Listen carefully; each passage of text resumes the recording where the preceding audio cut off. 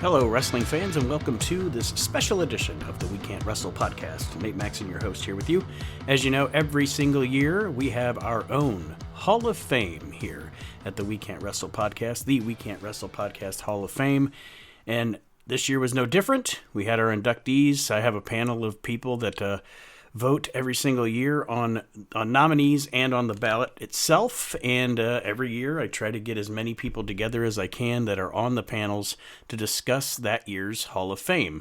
Well, 2025 started out with a bang because of the blizzard and everything going on across the country. We had internet outages, we had power outages, of course, personal lives, scheduling conflicts. So I've only gotten to record actually 2 segments for the Hall of Fame so far this year. One with just myself and Aaron, and then with one with Chad Austin as well. I wanted to put those out here, and I'm going to call it tentatively the 2025 Hall of Fame Part 1. And then if I can get some other segments recorded with some other of the panel, I will definitely do that and put out a Part 2. But I had these in the can. I wanted to get them out there. So here you go. This is Part 1, question mark, of this year's conversation about the 2025 We Can't Wrestle podcast Hall of Fame. Hello, wrestling fans, and welcome to the Hall of Fame 2025 episode of the We Can't Wrestle podcast, where I will... every year I say I'm going to get a kazoo. No, that's for the Hall of Shame. I'm sorry. That's for the Hall of Shame. The Maxon brothers here, Nate and Aaron. Hall of Shame should be yakety sax. But yes, the Hall of Fame for 2025, and as you know, in the Hall of Fame special every year, I do multiple segments with multiple people that are on the panels. Takes me a little bit, so this might not even come out till the end of the month, maybe the beginning of February, but we're going to get it started right here. Nate and Aaron here with you to discuss the 2025 We Can't Wrestle podcast Hall of Fame. We have a bunch of different people that vote for this Hall of Fame. Some of them, guests of the show. Some of them are not on this show, but have their other own shows, like Dave Dynasty and Ian Totten are on our panel. But anyway, I got caught up in my notes here. Okay. Every year we do this. Every year we vote. So far, as of 2024, as of last year, here we go. 40 names were already in the Hall of Fame. Hulk Hogan, Ric Flair, The Undertaker, Bobby Heenan, Andre the Giant, Randy Savage, Vince McMahon Jr., Steve Austin, Terry Funk, Dusty Rhodes, Bruno Sammartino, Jerry Lawler, Harley Race, Jim Cornette, Bret Hart, Lou Thez, the Road Warriors, Rowdy Roddy Piper, Shawn Michaels, Gene Okerlund, Fred Blassie, Buddy Rogers, Kurt Hennig, Paul Heyman, Nick Bockwinkel, Bruiser Brody, Stu Hart, the Junkyard Dog, the Original Sheik, Gorilla Monsoon, Ted DiBiase, Sting, Ricky Steamboat, Sensational Sherry, the Midnight Express, Art Anderson, Bob Backlund, Rick Rude, the Von Erichs, and John Cena. Our ballot for this year, and remember, anybody that is on the ballot for more than 5 years falls off, and they go back into the nomination process, which is what happened to Ricky Dozon last year. But this year's ballot was Mick Foley, 5 years on, The Rock, 5 years on, Big Van Vader, 4 years on, Sergeant Slaughter, 4 years on, Rey Mysterio Jr., 3, Antonio Inoki, 3, Chris Jericho, 3, Trish Stratus, 3, Kane, 3, Jimmy Hart, 3, Gorgeous George, 3, Eddie Guerrero, 3, Buddy Rose, 3, and the next people were people that made the ballot just this year, so they've only just been on this 1 year. Dick the Bruiser, the Rock and Roll Express, Vern Gagne, Kurt Angle, the Ultimate Warrior, Mae Young, and Jimmy Valiant. So, that being said, here is your class of we'll go into the class of 2025 one by one. Aaron and I are going to start this episode of the show, the two of us discussing the class of 2025, who we voted for, and then also who we nominated to get on the ballot this year that may or may not have hit the ballot. But first, I forgot to ask. Oh, sorry. No, go ahead. I asked you who I nominated. Mm-hmm. Right? I have who you voted for as well. So as we go through them, I can tell you whether you voted for him or not. All right, because I'm not trying to be unprofessional, but that was like a minute ago. Yeah, I got it. I keep records of everything so that I have it to discuss. So it's all good. Right. But the first inductee into the class of 2025 did not require any voting. Yes.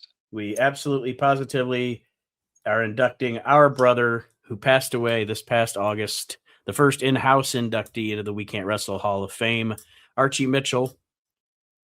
We did a whole tribute episode to Archie, discussing with a bunch of his friends and peers and brothers many memories of Archie. I miss him to this day. We used to trade Sopranos memes, and I'll find like a cool Sopranos meme, and sometimes almost find myself sending it to him. Yeah, there's a lot of times like I'll have like unless it's ended now, but like his Facebook was still up, so I was still getting like, you have memories. Mm-hmm. And it's like Archie Mitchell commented on this. It was usually something about my appearance. I was going to say Archie Mitchell busted your balls on this day. Yes. Yes. Funny man, friendly man, family man. Like you said, miss to this day. I know you were closer to him than I was, and Mark was closer to him than I was. I thought Mark was going to be on here, but I never met him in real life, like in person. You know what I mean? Yeah. But he still, to me, was a friend, and I miss him. Well, as far as criteria that we consider for the Hall of Fame, Archie, I think Archie would be right here with us, saying that he doesn't qualify for the in-ring ability. Oh no, he doesn't. But he definitely qualified for the promo ability. He was the docile tones of the We Can't Wrestle podcast. Yes, I'm looking at a Harley Race and a Ole Anderson and Eddie Gilbert that he may be right now. Mm. Yeah, he helped me complete my Bobby Heenan Hasbro collection for the Heenan family, because there were some people like you said, he made me a Harley Race Hasbro, a Haku, like just some people that were in the Heenan family that they didn't release a Hasbro for, and Archie filled it up for me. So we miss you, Archie. We love you. And welcome into the class of the 2025 We Can't Wrestle podcast Hall of Fame. Yes. And I'm sure everybody that comes on with me or with me and Aaron during this whole sequence of segments will have some fond memories of Brother Archie. And just one more thing on it. Like I said, like I didn't know him in person or whatever, but like if you ever want to, if his Facebook is still up or you want to go back and listen to any of our shows, just listen to how he talked about his granddaughter. That's the measure of the man. You know what I mean? Yep, absolutely. So now we get into the 2025 class proper that was actually voted on by the panel here at the We Can't Wrestle podcast, the WrestleNet Radio Podcast Network. The biggest vote getter this year. And let me see. I know I voted for him. Let me see. Hey, Ron. Oh, my goodness. You did too? But the biggest vote getter this year, getting into the Hall of Fame after 3 years on the ballot, was Antonio Inoki. I'm surprised it took Inoki this long to get in, to be honest with you. Just because of, when you think about, again, I guess whatever. I tried to get Ricky Dozan in for 5 years and couldn't get him in, the author of Japanese wrestling. But as far as Antonio Inoki goes, pre-internet, everybody having access to everything in the entire world at their fingertips. I know Tiger Mask, but wouldn't you say Antonio Inoki's the biggest Japanese star of all time as far as like just worldwide notoriety?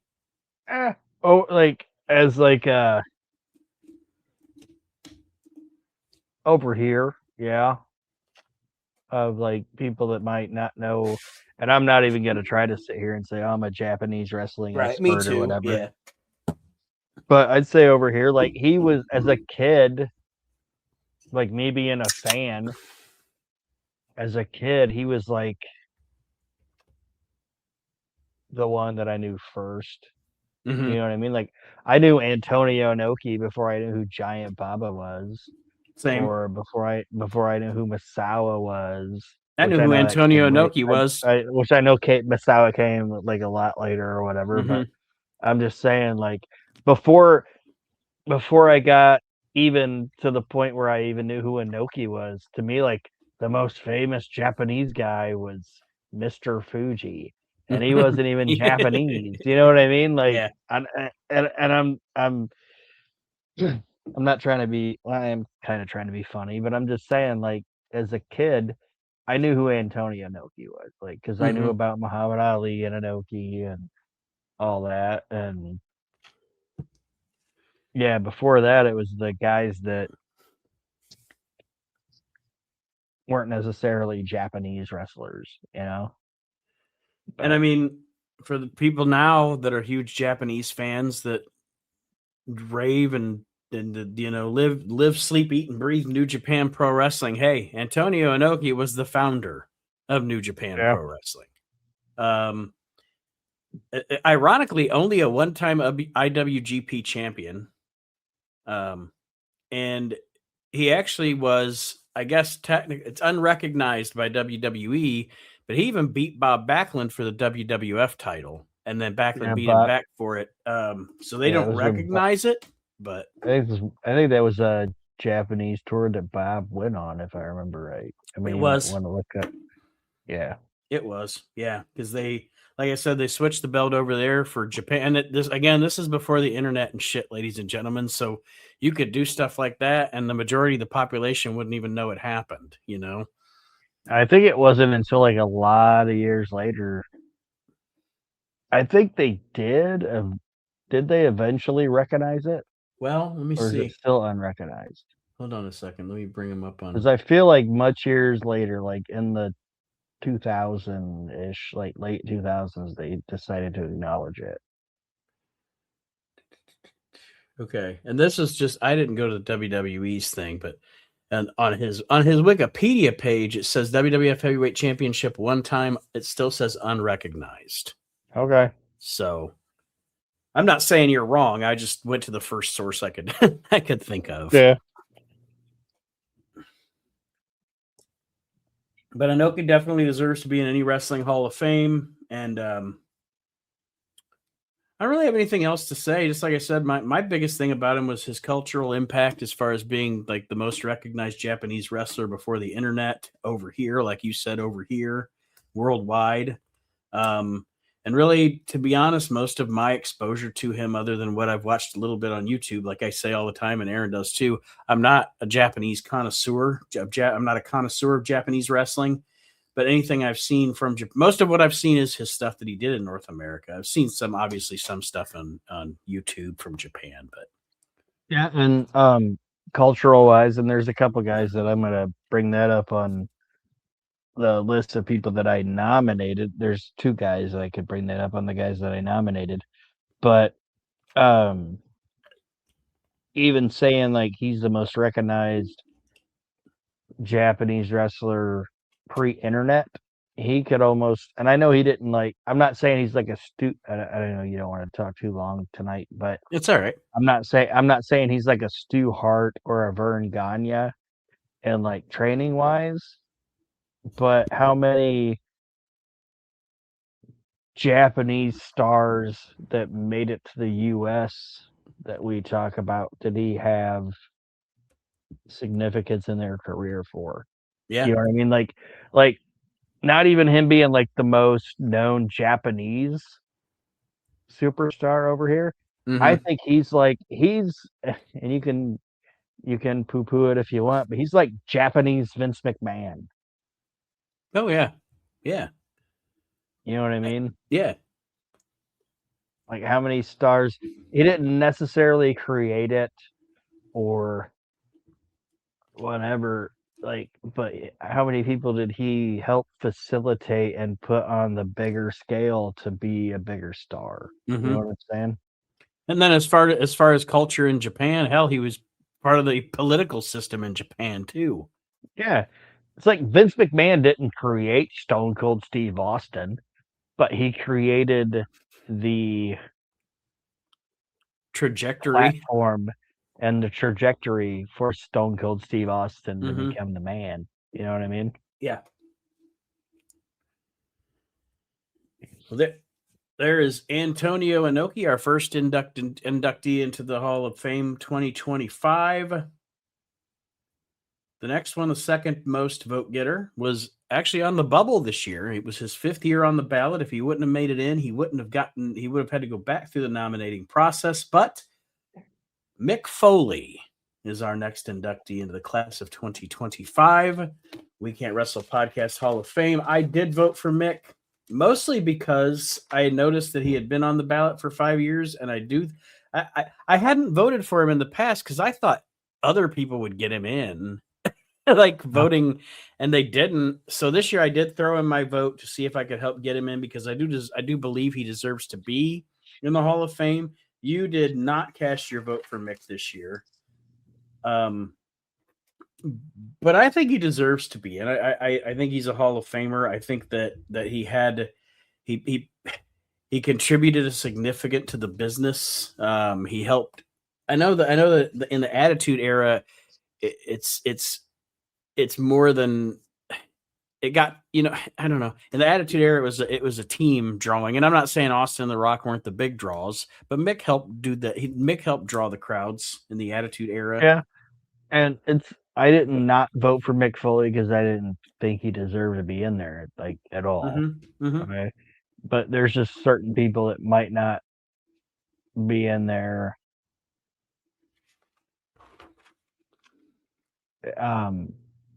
How do I want to say it? Like, there's some people that aren't in there that I think should be in there before Mick. Right. You know what And I mean? I agree. But I agree with that's there's times where like when I vote every year, I take names out, I put names in. I have like and I know it's just our silly little Hall of Fame, but I have like struggles with some votes. Like, shit, I want to vote for him, but I can't because I want to vote for this guy more. yeah, and it's like, how do I want to say it? There's like, they're not the same person. I didn't even put this guy on my list, but he might be on my list next year. Like, how is Mick Foley in, but Don Morocco isn't? Mm-hmm. You know, and I know they're completely different people, but like, how is Mick Foley in, but um a name just popped into my head and it slipped out after it. But I'm just saying, there's names that Jimmy Snuka. Did we mention Jimmy Snuka? He's not in, right? No, he's not in. And I know he's a piece of shit human being, but when I look at, like, the business, Mm-hmm. how are those guys in or not in, but Mick is? You know, I don't know if that makes sense. He's I just one of know. those guys that's where I was kind of on the bubble and not necessarily picking Mick Foley. As far as why he deserves to be in, obviously Because he's badass. Like, he has a great fucking career. a great career, did things that no one, at least in North America, did things that in North America on a major two major wrestling promotions, 3 if you count ECW. Iconic moments, iconic matches, iconic rivalries, iconic interviews. And the one of the best parts about Mick is, especially his WWF success, that wasn't supposed to happen. You know what I mean? Yeah. Like, Yeah, Mick's one of those guys that's like, like, he's one of those ones that you're like, that guy shouldn't be a superstar. But he was so fucking good that even Vince McMahon couldn't be like, nah. mm-hmm. Like Jim Ross said when they finally talked Vince into hiring Mick Foley, Vince said, I'm gonna let you hire him just so you can know what it's like to be let down.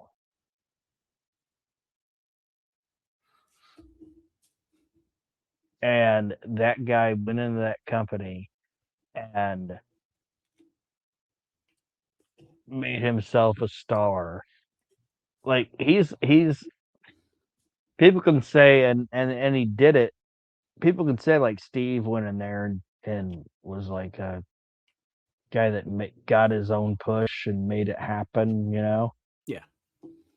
But I think Vince looked at Steve Austin and was like, "Oh, I can do something with that guy." Mm-hmm. You know, like he didn't hire him thinking this guy's gonna fail. He hired Mick Foley 100% thinking this guy's gonna fucking fail, and he proved him completely wrong. And proved him wrong. Yes. And all of his shit before he got to the WWF, he was still like the best thing on the fucking shows that he was on. Mm-hmm. Like I've been sitting here tonight and just a couple nights before this, just watching like 1990 through 1992 WCW shit, and Mick's like one of the best things on all of it. Mm-hmm. And um, the other thing he did is what a lot of other talents did too, that he was really good at, was reinventing himself wherever he went or whatever situation was going on around him. He didn't just stay Cactus Jack, or he just didn't stay Mick. He he still stayed Mankind, but um he reinvented you know, like say the Undertaker like reinvented himself, Yeah. you know, and Steve Austin reinvented himself, and Hulk Hogan reinvented himself. Mick Foley reinvented himself with 3 different fucking characters. You know what I mean? Like Mankind, when he got to the WWF, and then when the Mankind character stopped, he reinvented himself like 3 times. Dude Love's character reinvented himself. The Cactus Jack character kind of reinvented himself. That dude was, I don't know if that's And then not making sense or whatever. reinvented himself. I mean, I know not as significant, obviously, as his wrestling career, but then reinvented himself as just Mick Foley in the commissioner role, which played a big part in the Attitude Era once he was retired. You know, like I know like I said, I'm just saying, like he, his That interactions character's just as With Kurt Angle and Christian and Edge, and I mean, it was very that integral character. in. Yeah, that character's even just it's just not, if not more like impactful than his wrestling career, in my opinion. Edge and Christian and Kurt wouldn't have been as successful as they were if they didn't have Mick Foley Mm-hmm. as the commissioner. So yeah, I would definitely say, welcome to the Hall of Fame, Mick Foley. Um, and I'm sure we'll have more comments to say as we talk to other people about Mr. Foley. Even some like Chad, who got to actually interact with him when we have Chad Austin on. Our next inductee is one of the 2 first ballot Hall of Famers this year.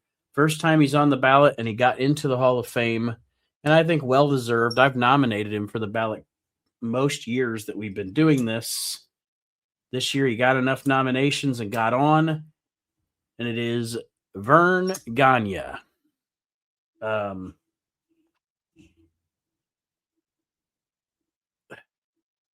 Vern Gagne is, I don't care what anybody says. They can say what they want to say, but as far as his era of wrestlers, he's there with Fez. He's there with Bruno. Like, I don't know. He was one of the biggest wrestling stars in the fucking country for years, and before he even became a promoter. Yeah, and he is um how do I say it? Like they're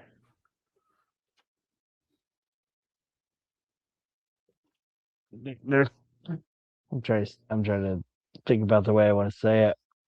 He was a guy that is he my favorite wrestler of all time?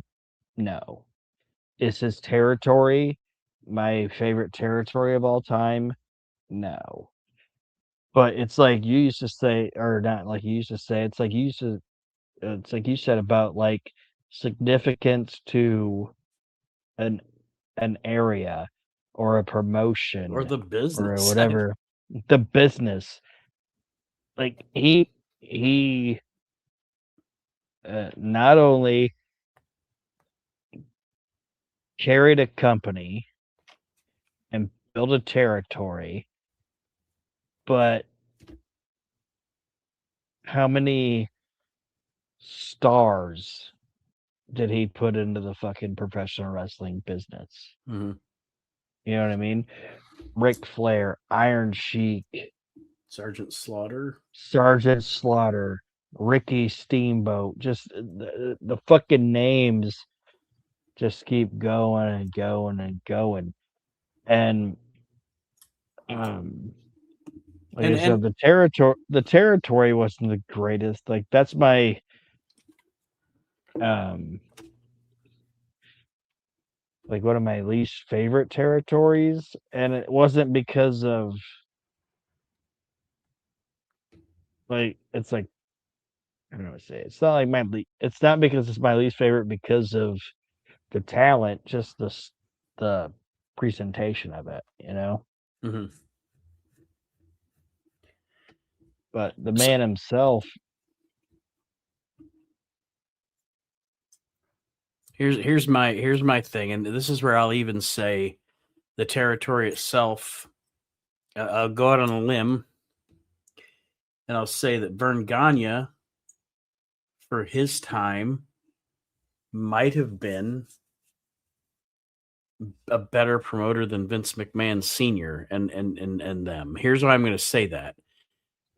Vern Gagne broke off from the NWA, started his own territory with, Wilbur Snyder and all that or whatever. But so, I mean, he had some friends. Everybody's got friends. Everybody's got their circle. But what I'm saying is the WWF was already in the Northeast. It's the most populous area of the country. It's where all the magazines and shit are. The WWF, I'm not hating on Vince Sr. or Toots Mondt or any of those guys, but that was probably a pretty easy territory to be a popular territory. Okay. yeah, And they just were their own thing. Vern Gagne literally broke from the NWA, started his shit from pretty much scratchish. I mean, like I said, he had help of promoters in that area, but I'm just saying. And he actually, Minnesota, up into Canada, got out to California, down to Nevada, over to Wisconsin. Like the AWA was much bigger during the 60s and 70s than people think it was that only know it from the 80s. You know what I mean? And yeah, he did I mean, to me, like I said, he actually technically was kind of a better promoter than Vince Sr. because Vince Sr. had it all right there in his lap, But if you took, yeah, honestly, let's be honest, you take a lot of those WWF stars out of the Northeast, like Bruno.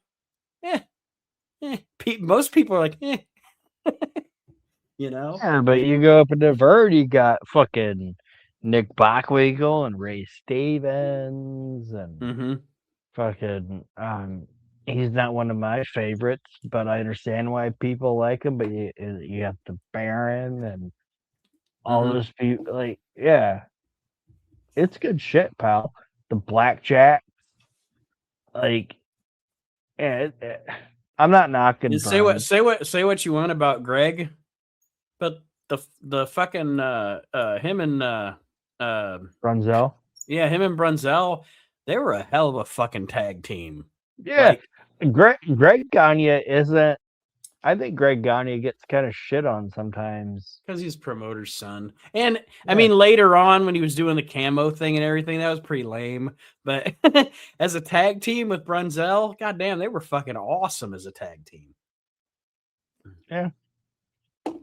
But anyway, I just wanted to give Vern his due as far as putting it in perspective of the time frame, and the era that he was the big promoter that he was. Kind of because it's getting lost to time. The AWA doesn't get talked about for how successful and what a phenomenon it was being able to compete with the NWA like it did. Yeah. And you think Hogan had a big heel turn? God, you killed a guy. Yeah. He didn't kill a town, he killed a man. But welcome into the We Can't Wrestle Hall of Fame. It is deserved. Vern Gagne. And he's, I think, the only guy that ever shit on Vince McMahon at the Hall of Fame. Yeah, I never liked that guy either. Yeah, I didn't like that guy either. Yeah, he shit on Vince at the Hall of Fame. But anyway. And then at the end, he knew he had to do the thing where he's like, I gotta say, I appreciate McMahon putting on this little thing here, and yeah, you done a good. You done. It's funny because he still won't put it over. He's still like, you done a good job with your little thing here, Vince. With your little thing. Like you said, he's the only guy that shit on Vince going out, when they put him in the Hall of Fame. So good job, Bird. The next inductee into the Hall of Fame this year, he was on the ballot for a few years, but has finally got in. Historically significant figure. Get your hands off of me. It's Gorgeous George, and I can't really. We can talk about the significance of Gorgeous George, and we could talk about his impact on the business. So we could talk about the fact that people bought fucking TVs because they wanted to watch Gorgeous George. Just like I always say, that's why people were buying TVs in Japan, because they wanted to watch Ricky Dozon versus Fred Blassie. People bought TVs in the United States because they wanted to watch Gorgeous George. That is of significance to the business. And again, I've seen in my life, I've probably seen maybe 4 or 5 Gorgeous George matches, just because there isn't a lot to see. So I can't really say whether or not I think he's a really good wrestler, but that doesn't fucking matter. Doesn't fucking matter, And he was a guy that, if you want to go back and look through your book, is somebody that I didn't vote for. You voted for him this year. I did vote for him this year? Yes, you and I both did. Okay, then maybe this was going to be the last time I did it, because I think he's been on your list for enough times or whatever. But I think I voted for him every time that I've been allowed to, if that makes sense. Mm-hmm. And if you want to think about what professional wrestling is now and what it was in the 80s, if you want to look at wrestling in the 2000s or 2020s, the 2000s, the 90s, the 80s, the 70s, the 60s, if it wasn't this dude, if it wasn't for this fucking dude, and none of that fucking exists. You know what I'm saying? Like, people say, oh, Hulk Hogan copied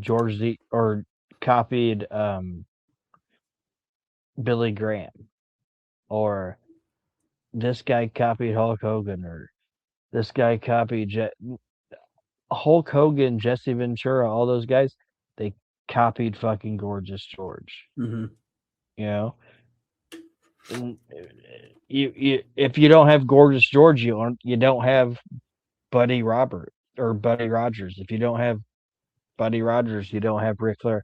Gorgeous George is the fucking nucleus for sports entertainment. Yeah. I If mean, there's not him, there's nothing.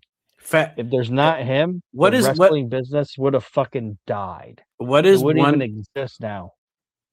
what is one of the standards in professional wrestling, folks? One of the standards in professional wrestling is a fast talking bleach blonde, right?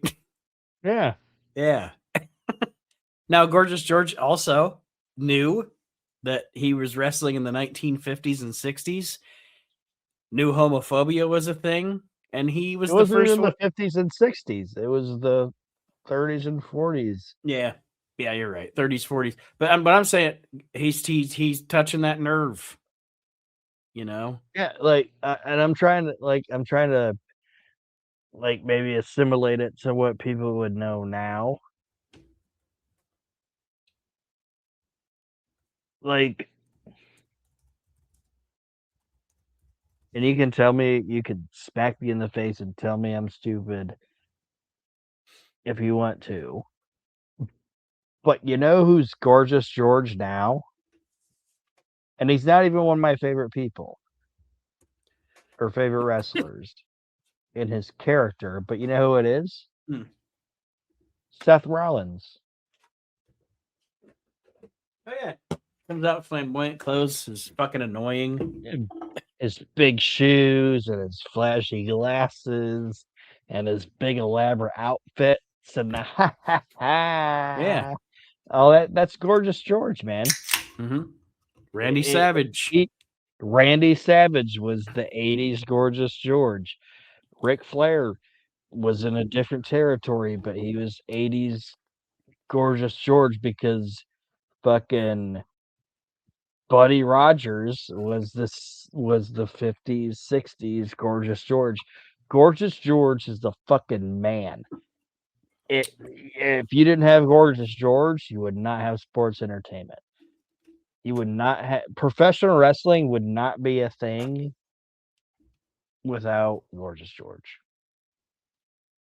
If you would have put professional wrestling on TV, and I'm not knocking these guys because whatever, if you would have put wrestling on TV and presented it just as Luthez or um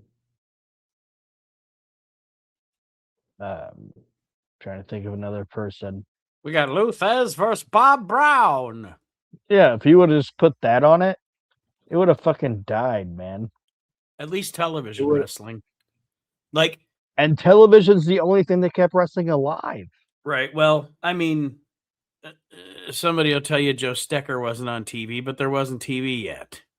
But Joe Stecker would have, if you would have put Joe Stecker on TV, people wouldn't have fucking watched it. People watched wrestling because of Gorgeous George, because he was flamboyant and he was out there and he was you know. If it would have just been an hour fucking match and two guys just rolling around, eh. yes, Gorgeous George, the latest, or the also an inductee here in the class of 2025. So welcome, Gorgeous George, to the We Can't Wrestle Podcast Hall of Fame. The next inductee is someone that both of us also voted for this year. And um, I have been in the past couple of years starting to say something that with some people may be controversial, may not be controversial. But as far as it is, the inductee is Rey Mysterio Jr. Rey Mysterio Jr. As far as any luchador that has come into the United States and wrestled, is the biggest luchador star of all time. I'm not saying that he's a bigger star in Mexico than Mil Mascaras was or than El Santo was, but covering the whole North American continent and then the entire world, Rey Mysterio is the biggest luchador star of all time at this point. To me, I just Yeah. He's the Yeah, you know me. I've been a fan since the beginning. He's the fucking man. I love Rey Mysterio Jr. I and completely agree with like that style of wrestling. Yes, the only reason I won't say that he's like the biggest, and I think we've had this conversation before, and it's splitting hairs. The only reason I won't say he's the biggest Mexican star is because he's not actually Mexican. right. Well, and that's why I said luchador. Yeah, he's the that style. Yes, absolutely. And there will probably be some people out there listening saying you have Rey Mysterio Jr. in your Hall of Fame before you have Mil Mascaras or El Santo in your Hall of Fame. I know, but you know what? The people that are voting in this Hall of Fame haven't put either one of those guys up to be in the Hall of Fame yet. So I'm not denying their popularity for their time. I'm not denying the stars that they were for their time. I'm not a Mil Mascaras fan, but I won't ever deny the magnitude of fucking star he was. But Rey Mysterio just has, first of all, he's been on he's been, for me, he's been on my TV since 1990 what 5, and Yeah. he's been consistently phenomenal performer. He is, I mean, his son is one of the biggest stars in wrestling, and Ray is still out there. Aaron and I went to a house show a year or so ago, and he was still in the best match on the fucking card. Yeah. And like I told you, I'm doing that um, 100 best pay-per-views in the 90s thing that I'm working on, my Yeah. like side project thing. I just did 1996, and he is in 7 of the WCW best matches. I believe it. So that's almost every single fucking show. It's Rey Mysterio. And that dude, I think now is probably 53. I bet you're not far off. I'd say he's probably 53 years old. And if you put him on a card, he's still going to give you the best fucking match on the fucking show. And he never misses a fucking beat. You were pretty close. He's 51. Okay. But yeah, absolutely. And the mask helps him because it means he doesn't age. um, he's just, I mean, obviously, it's funny because we're doing that Clash of the Champions series, and watching a Clash of the Champions with him on it. I think it was from '96 or '97. It is like I hadn't watched any WCW pay-per-views or anything for a while. So he comes out for the match, and it's just like it's wee little Rey Mysterio Jr. And I'm like, now because he's kind of thick, I mean, he's still smaller, Yeah, but he's he's but not yeah, getting taller. He's getting wider, yeah. but he's not getting taller. But anyway, like I said, I think consistency. I don't think I've ever seen a bad Rey Mysterio Jr. match. I mean, I'm not talking about when he fucking just gets thrown around by the Great Khali or whatever, but yeah, what a fucking star, what a performer, what a legend. So welcome to the class of 2025 Hall of Fame, Rey Mysterio Jr. Yes. You were talking about Mick Foley and reinventing himself earlier. Another guy who's a king of reinvention, who is our next inductee into the Hall of Fame this year. And let me just check and see if either one of us voted for him. I did not. And you did not either. But regardless, here he is in the Hall of Fame, Chris Jericho.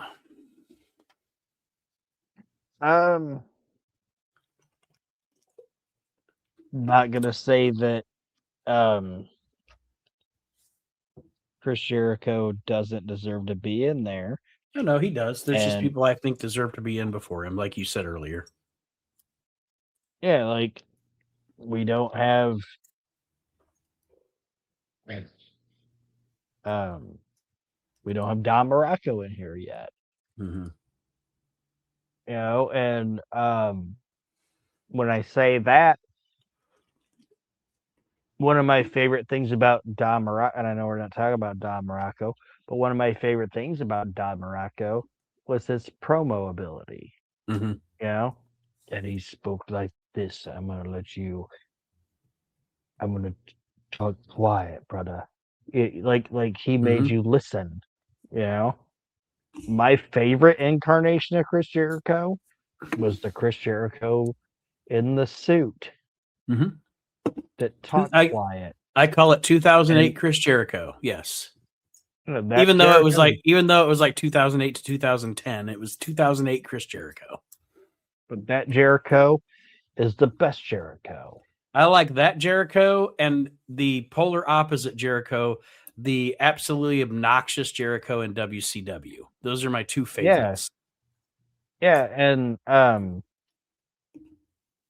I'm never gonna say that Jericho doesn't deserve to be in it, but the only reason I wouldn't put my personal vote into it is I think there's guys that deserve to be in there before him. Mm-hmm. And um, but yes, I mean, and I agree with you. I didn't vote for him either. Not that I would never vote for him. Not that I don't think he deserves it. I just think, like you said, there's people I personally think deserve to go in before him. But I will not deny that he has had a 30-year career with multiple championships, with tons of success, with amazing promos, amazing matches. He's been a big part of the business for WCW, the WWE, and AEW. Because him and Cody are pretty much the what put AEW on the map. Let's be honest. Yeah. I mean, and I'll give him credit. So did Kenny Omega, but it's like Jericho, Cody, and Kenny Omega are who were able to put AEW on the map. And yeah, I mean, he's very significant. He's very significant, and he's been, And like I said, he's been a constant for 30 years in the business. It's wild to think about it, but you know, and this is gonna sound stupid too, but like, and I'm gonna say this as like shame on me because I've thought of two guys just talking about this that I'm gonna nominate next year. But we're gonna put Jericho in there for his 30-year career at everything that he did, even with his like what I said about his promo and his character and all that. It's like, why are we putting Jericho in there, but we still haven't put Tito in? mm-hmm. Right. Anyway, Well, Chris Jericho, and I'm sure, like I said, we'll have much more discussion about these people as we talk to other folks, especially when, like, with someone like Jericho, where I can talk to somebody that actually voted for him, and they can advocate more for him being in this year. But yeah, Chris Jericho is in the Hall of Fame now. So let's see. Next up, I don't think either one of us voted for this gentleman either. Oh, you did. You did. I did not this year, but he will be the fourth manager if you count Sensational Sherry, because we have Heenan, we have Cornette, and we have Sherry, and the fourth manager to enter the We Can't Wrestle podcast Hall of Fame is the Mouth of the South, Jimmy Hart.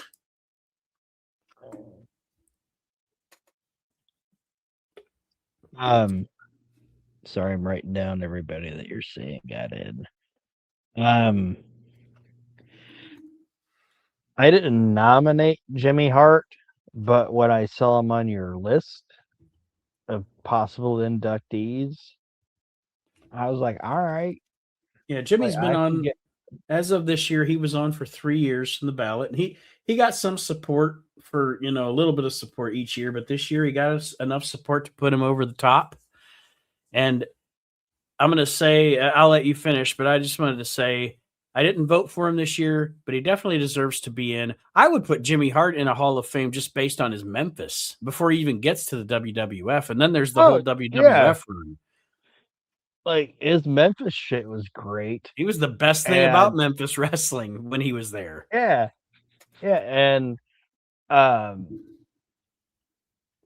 just like I'm not a huge like um Jimmy Hart fan, like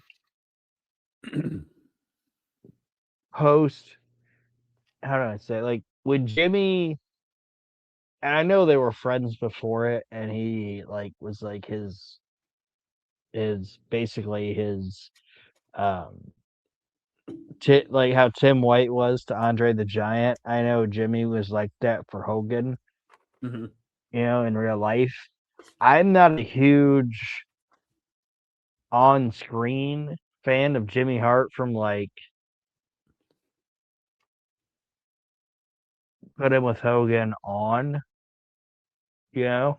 Yeah. But like if you go Jimmy Hart in Memphis, he gets to the WWF, basically everything before 93, Jimmy Hart is, in my opinion,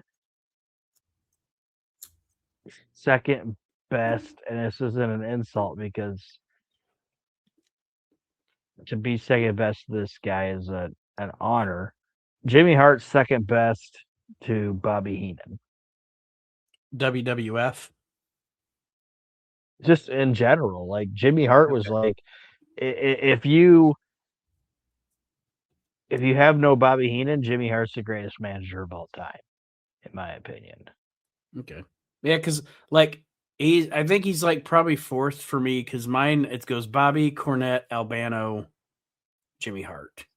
Cornette, I'll give you Cornette, but Cornette managed, and that's why I said, were you talking WWF? Because Cornette, because if you think about Cornette, yeah, WWF, as far as a manager goes, he was fine, but he the midnight, and I get what you're saying there too, kind of, sort of like in outside the WWF, who do you manage? Midnight Express, that was it. yeah, and he was great with them. Mm-hmm. You know what I mean? Like if you want to go with a manager managing talent and being with them, JJ managed way more people than fucking Jim Cornette did. Right. JJ's not a better manager as like a mouthpiece than Cornette. Cornette managed the Midnight Express, Big Bubba, and whatever, But Jimmy reinvented himself with every single fucking person or team that he managed. And that is something that he did. That is something that he did that I say Albano excelled at too. Like I was about to make that point where he was like Albano, where he just became, he was a chameleon. He became, with his talent. Like when he was with Mountie, he had the shock stick, and when he was with the Nasty Boys, he had the motorcycle helmet, and when he was with the Earthquake and Dino Bravo, he was moving like Earthquake and Dino Bravo. Fucking perpetual motion, man, with those two. It's like we just keep moving, baby. And I'm not knocking Jim Cornette, and I'm not even gonna say that Jim Cornette.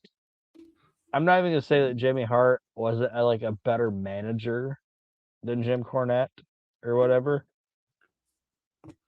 But I'm saying like he was a better manager than Jim Cornette, if that makes sense. Mm-hmm.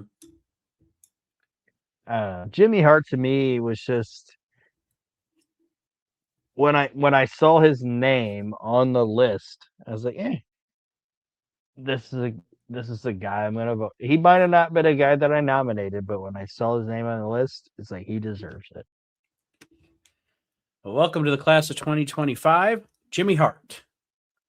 We got two more here. The next one barely made it, which means he barely made it to having to go back to the nominating process. I did throw him a vote this year. You did not. It's kind of like the Foley thing where I was like, you know what? The guy's fucking significant to the business in many, many ways. I'm going to throw him a vote because I don't want him to go back to the nominating process. And then, of course, enough people voted for him to get him over the top. But anyway, it is The Rock. Yeah. I can't say I can't see a reason he's not a Hall of Famer. A huge draw, significant to the business, absolutely. One of the few guys to break through and from the business and become a mainstream celebrity. I wonder I wonder, and I want you to answer me to see if this is an answer. I wonder if he hasn't got the support from our voters over the past 5 years to get in because he rubs them the wrong way nowadays. That's probably it. Because he is a little off-putting. He is a little self-centered. Like, honestly, when he comes on my TV, I'm like, ugh, this fucking guy. But I can't deny what he did during the Attitude Era. You know what I mean? Like, it can't be denied what a fucking star he was in the business. And you talk about promo ability, being of significance to the business, being of significance to a quote-unquote territory. Oh, no lie. And I think his like what you were saying, we're like, yeah, people be like, I don't know.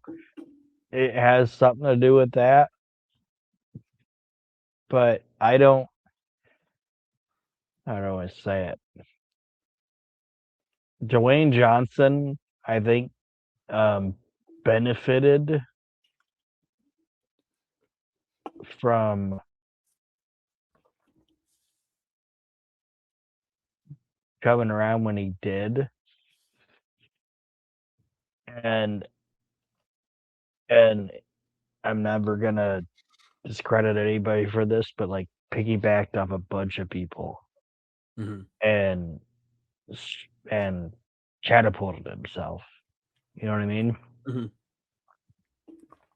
Like if Dwayne Johnson would have gotten the business in 1993, none of us would be talking about him. You don't think so? Absolutely not. He'd be working at Taco Bell with Sonny Siaki. All right. Well, Rock, welcome to But that guy got through that. Like I said, I'm not saying like he's not super talented and very very charismatic and whatever. Okay, that's not what I'm saying. Like I'm not discounting Dwayne Johnson as a talent, as an actor, as a wrestler, as a whatever. But if he would have came into the business 2 years earlier, nobody would have known who the fuck he was. You know what I mean? Right. Like he's not getting into the Mummy 2 in 1994. Does that make sense? Yeah. Like he would have been still as talented as he was in 1994, and you and me as wrestling fans would have been, oh, Dwayne Johnson was awesome. But he would have been like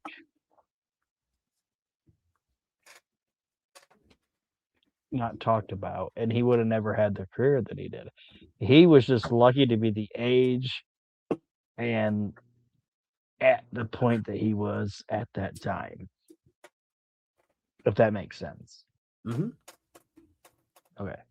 Didn't want to discredit the guy himself. I'm a Rock fan. I'm just saying. 2 years earlier, he would have just been a big wrestling star. Just saying.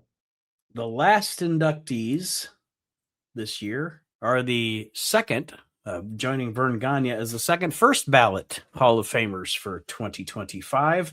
First year on the ballot, and they got in. And it is, hold on, I like to check our work and see if I did not vote for them this year. And you did not vote for them this year. And again, folks, this doesn't mean we don't enjoy this tag team a whole lot. But Techno Team 2000? What? Techno Team 2000? No, the PYTs. No, it is Let's Get Ready to Boogie, the Rock and Roll Express. The Midnight Express joined the Hall of Fame last year. This year, the Rock and Roll Express, like I said, first year on the ballot, and they got in. They are there. They are in the Hall of Fame one of the great tag teams of all time. I will say the only reason that I didn't vote for them, as you mentioned these names, it's coming back to me. The only reason I didn't vote for them is because it was their first year on, so I'm like, I'm not gonna waste a vote, if that makes sense. Oh, that is no, that's exactly why I didn't vote for them. It was because there were people that had been on the ballot longer that I wanted to get in because I got 5 years to get the Rock and Roll Express in, but now I don't Yeah, need and to because they're in. yeah. And then there's a couple tag teams in my mind that I'm like, I would possibly, possibly vote them in before that haven't even been mentioned yet. Like, uh,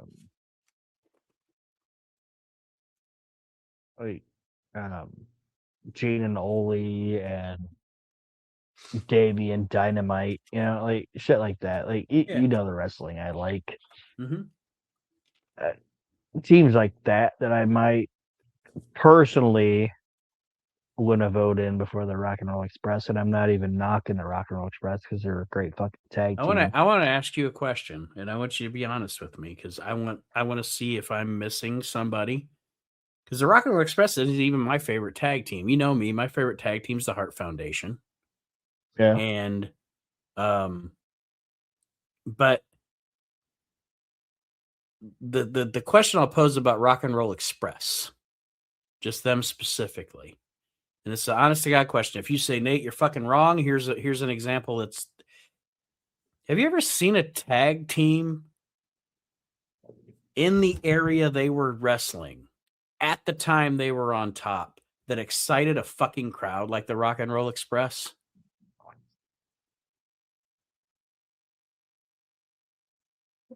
Like In the moment, in their area, or in their just like area, in their territory. in their area, in that moment, has there ever been a team that fucking excited a crowd like the fucking Rock and Roll Express? Because I can't think of one. There's only one team I can think about. Okay.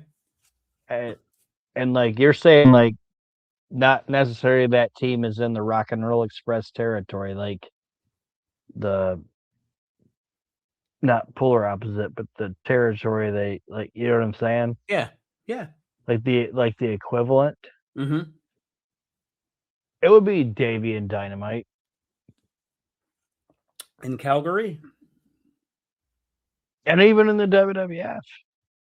And that's what I'm saying. Like I'm saying, that's probably something where we're going to say, nah, we're going to disagree with each other. I don't think I'm not saying WWF crowds they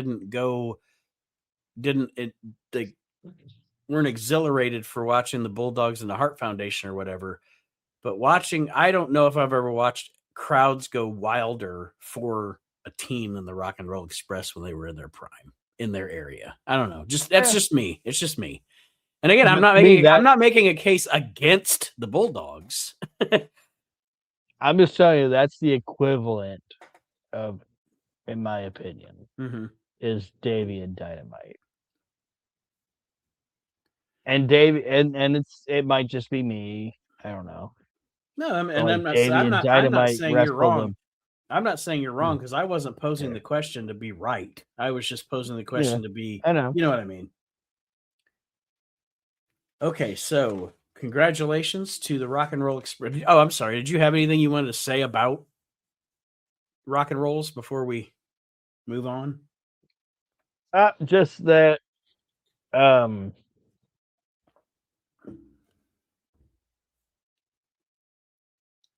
the only argument I'd give you with what you told me was that they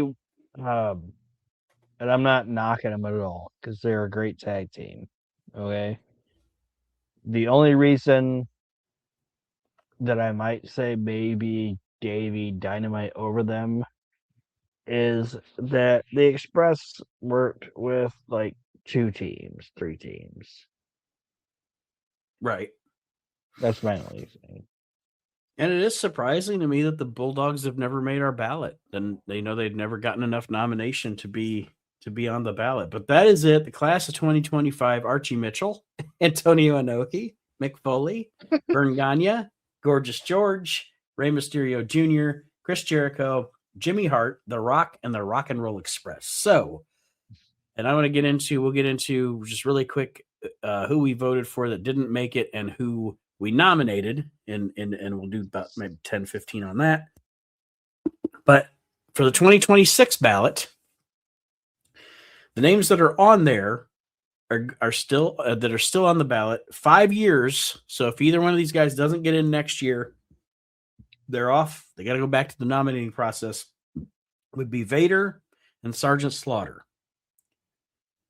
Now, next year, 4 years on the ballot: Trish Stratus, Kane, Eddie Guerrero, and Buddy Rose. And then it'll be their second year on the ballot for each one of these talents: Dick the Bruiser, Kurt Angle, The Ultimate Warrior, Mae Young, and Jimmy Valiant. Now, I want to go real quick to see. Go ahead. Are we gonna go who we nominated? We will, yes. But yes, we are going to do that. But first, I want to say the people that I voted for this year that did not get in. Let's see. I voted for Rock, Foley, Inoki, Gorgeous George, Gagne. I voted for Dick the Bruiser. He did not get in. I voted for Ray. He did. And I voted for Slaughter. So Dick the Bruiser and Sergeant Slaughter. I voted for Slaughter. And we'll see. Next year, I'll vote for him again. And you voted. Okay, so you voted for Vern. He got in. You voted for Slaughter. Also, he did not. You voted for Gorgeous George, Inoki. You also, like me, voted for Dick the Bruiser, who did not get in. You voted for Vader, who did not get in. You voted for Jimmy Hart and Rey Mysterio, who both did get in. So, people you voted for that didn't get in were Slaughter, Dick the Bruiser, and Vader.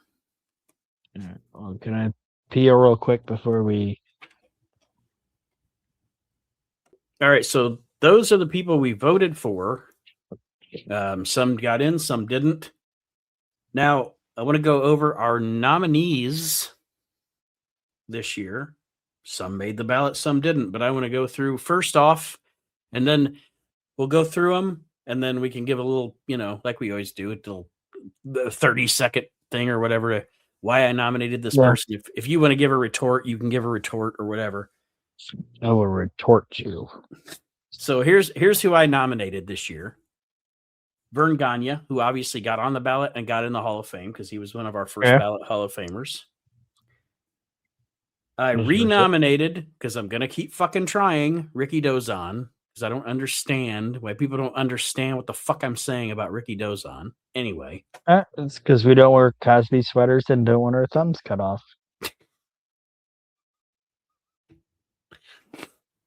I nominated... It was a joke. Sorry. I nominated Dick the Bruiser, who obviously made the ballot. So I'll be voting for him until I get him in. Yes. Because, and this is, and people that, maybe people that live in California, even then, if you're a wrestling historian, you can't deny Dick the Bruiser. You can't deny his significance. You can't, in our area, Ohio, Indiana, Michigan, the guy's a fucking legend around here. He's the fucking man. I lost. Hold on. Give me 1 second. Mm-hmm.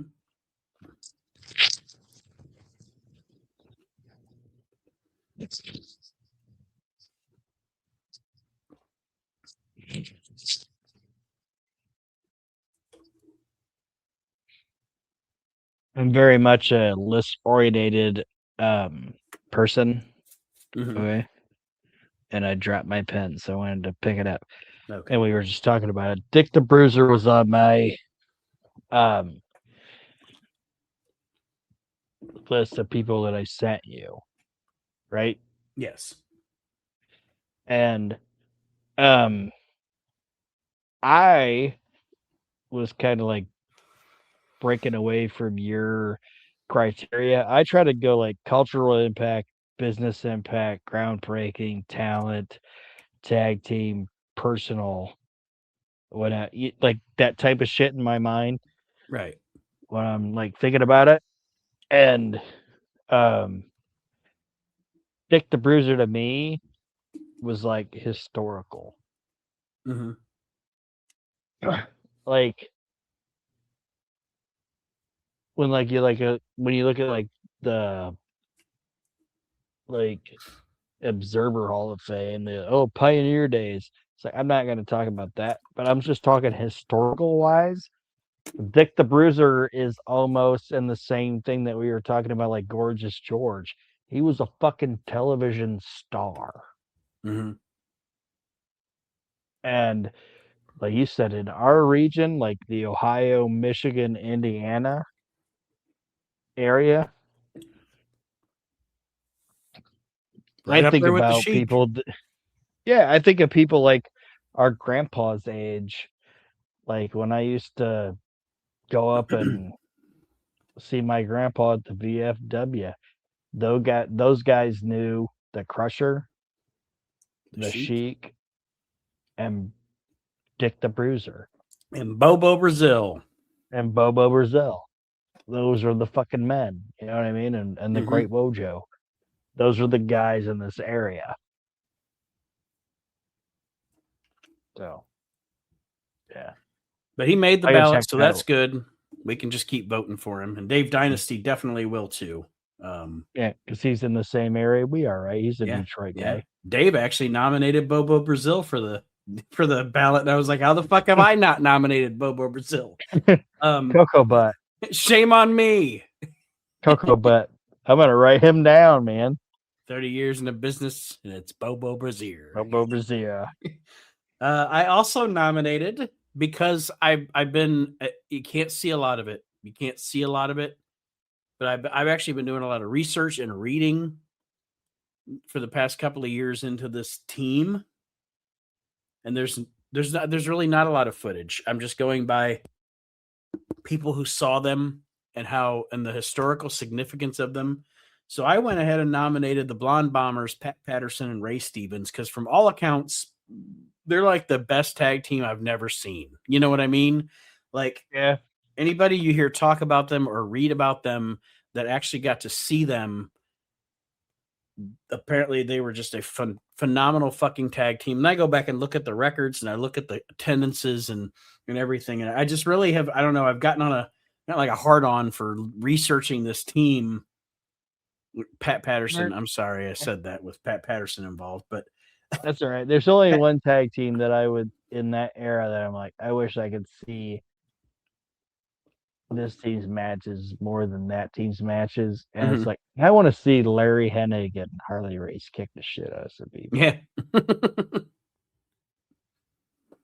But yeah, Patterson and Stevens, I nominated them.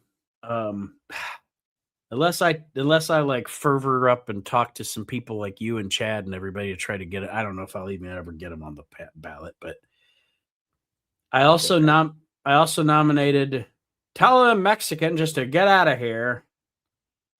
Lance Lance Russell. Russell. Yes. My favorite wrestling announcer. He's not my favorite, but he's up there. I also nominated, and I've nominated him for a few years to get on the ballot, but I'm usually the only one that nominates him. And I know, this is a big business with a lot of names, and there's a lot of different people in this panel, and everybody has a different way of looking at shit when they try to nominate people. So I get it, but past couple of years, I've tried to get him on the ballot. It hasn't worked out for me. I nominated Sam Mushnick again this year. Yeah.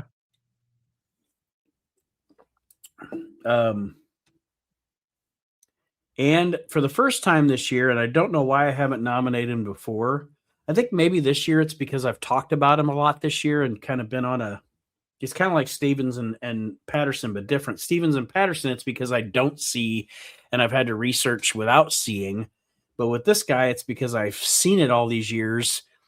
And I guess as I get older, I never realized how big a fan I actually was. I nominated Abdullah the Butcher for the ballot this year. Right. So yeah, that was my list of nominees. Um, All right. so let me see here. Aaron, I know I sent you your list, but actually only two of the people that you nominated made the ballot this year. One was Dick the Bruiser, who we already discussed. Yeah. The other, you nominated Kurt Angle, which obviously that's a good nomination. Yes. Um, like I said, I have um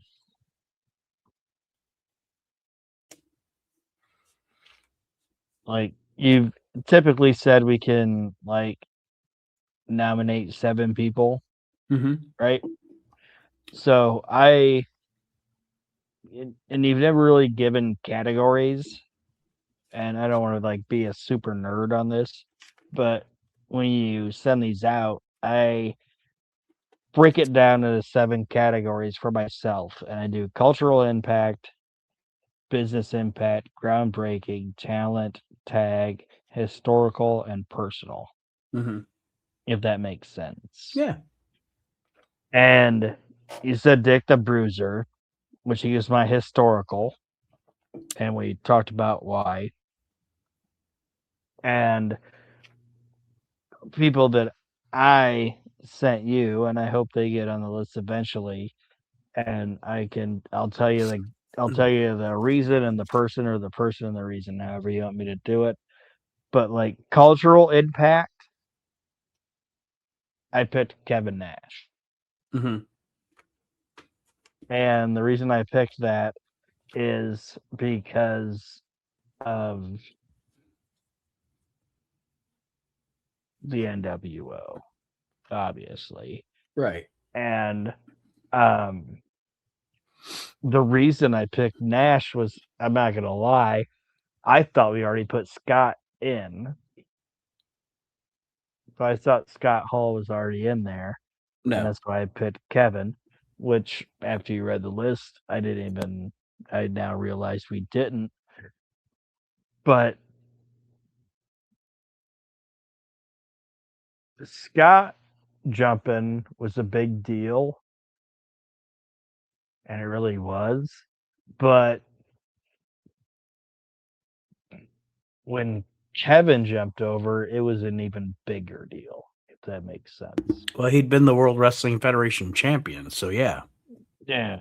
So cultural impact and changing the history or the landscape of wrestling in a time, you think Kevin Nash should be in the Hall of Fame. Um, so unless you got anything else to say about that, we'll move on. Mm-hmm. Um, from a talent wise, you said you already talked about him. It's Kurt Angle. And he did make the ballot, Yes. so he's on there now. Kurt is and will always be a one in a lifetime, just you're never going to see anything else like it talent. Like I don't think there's professional wrestlers that I like more, but I don't think there's a better professional wrestler ever than Kurt Angle. Um,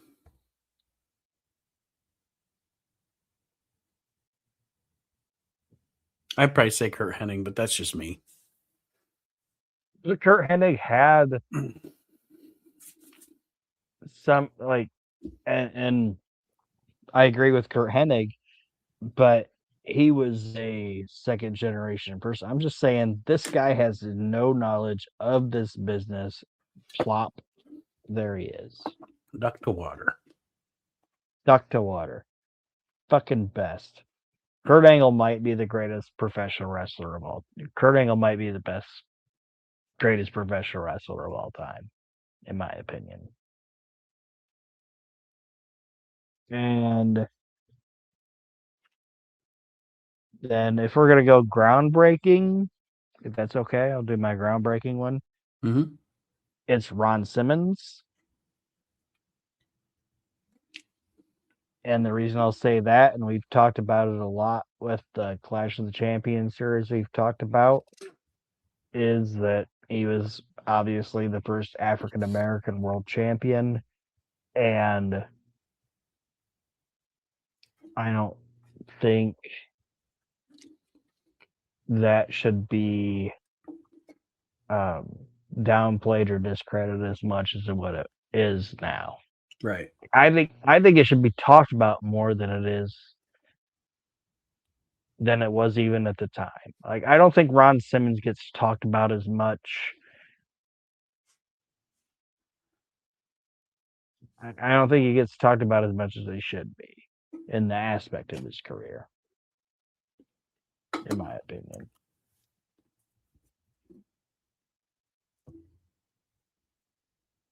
And as Ron would say, okay. Because Ron used to say okay after every sentence. That's funny. Him and Mysterio. Okay. And then Mysterio. Okay. Okay. Okay. And I know I'm long winded talking about this shit, but then we'll just real quick. I always want to pick a tag team. The tag team that I picked was Demolition. I think Demolition. We've put the Road Warriors in, so let's put the Demolition in. And I have a hard opinion on this, and you can tell me if you think I'm wrong. I hate when people say that Demolition was just like a cheap imitation of the Road Warriors. They were I not. think That they're is bullshit. I think they're two totally different things. They were not. That is bullshit. And I don't know if I know we've talked about it on the show. We have to have talked about it on the show way back or something. They are not. That is bullshit. And Demolition is, I like Demolition better than the Road Warriors. So whatever. Hate me if you must. But the Road Warriors are kind of a one trick fucking pony. Let's be honest. Yeah, Demolition were actually better workers. No, for fucking hell yeah. They were miles better workers than the Road Warriors. But I'm not even saying the gimmick. I don't think the gimmicks were even the same. Nope. I don't in either. my opinion. I'm not saying there weren't similarities, but no. Yeah. And sorry, Mark Brew. It's over, buddy. And I only have two more, and Business Impact. I wanted to induct Jim Ross. Because he's not in. But I just think not even his commentary, which his commentary is great. I picked Jim Ross as like a business in my business category of the fact that he really changed for a short period. I don't want to say short. It actually was a short period of time. It was like 95 to like 99, 2002, that he kind of changed how Vince looked at talent and who we should sign and who we should bring it. You know what I mean? Yeah, it was actually. It's probably you're actually giving it a little less. It's probably 1990. Excuse me, 1995 till 2004 when Vince put Johnny Ace in that position. Yeah, like we were talking about Mick. Mick Foley wouldn't be in the Hall of Fame if Jim Ross wasn't in his job. Right. You know what I mean? And like the people Jim hired and the people that Jim put in place. And if you wouldn't have had Jim Ross, you wouldn't have had Jim Cornette getting the ability to start up OVW, and you might have not got John Cena, Batista, Randy Orton, Shelton Benjamin. You know what I'm saying? Mm-hmm. So Jim Ross should be on that. And we'll end my list with, like I said, I had cultural impact, business, groundbreaking talent, tag, historical, and then personal. And my brother Nate will know that this is in this is a guy that I've loved since I was fucking 5 years old. Personal wise, I think Brad Armstrong should be in the Hall of Fame.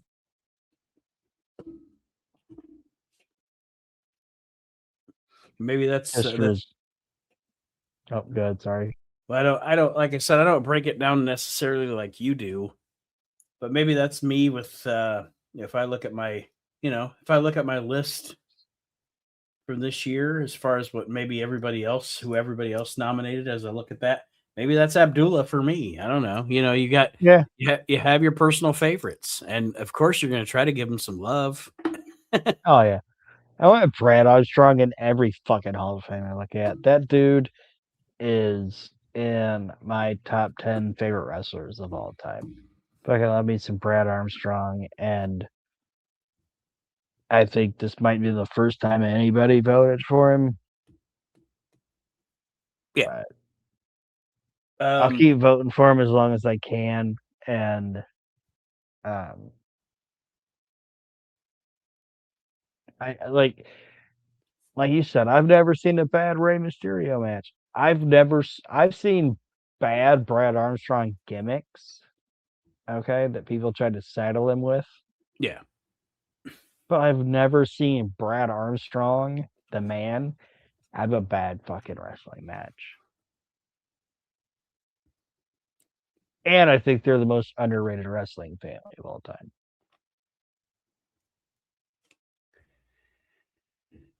Well, those are Aaron's nominees. Those are my nominees. And we're going to have more segments here on this episode of the show that'll probably be really long, but that's okay. I'm going to have as many of the voters and the panelists on as we possibly can. But you heard our opinions. Through the next segments, it'll be less of our opinions and more of other people's opinions as they voted. Yeah. Sorry if this one went too long. I didn't what's mean that? to ramble. Nope. I'm sorry if this one went too long. I was planning on an hour and a half, and we're at 125, so it's cool. All right. But yes, that is this is the first segment of our Hall of Fame special.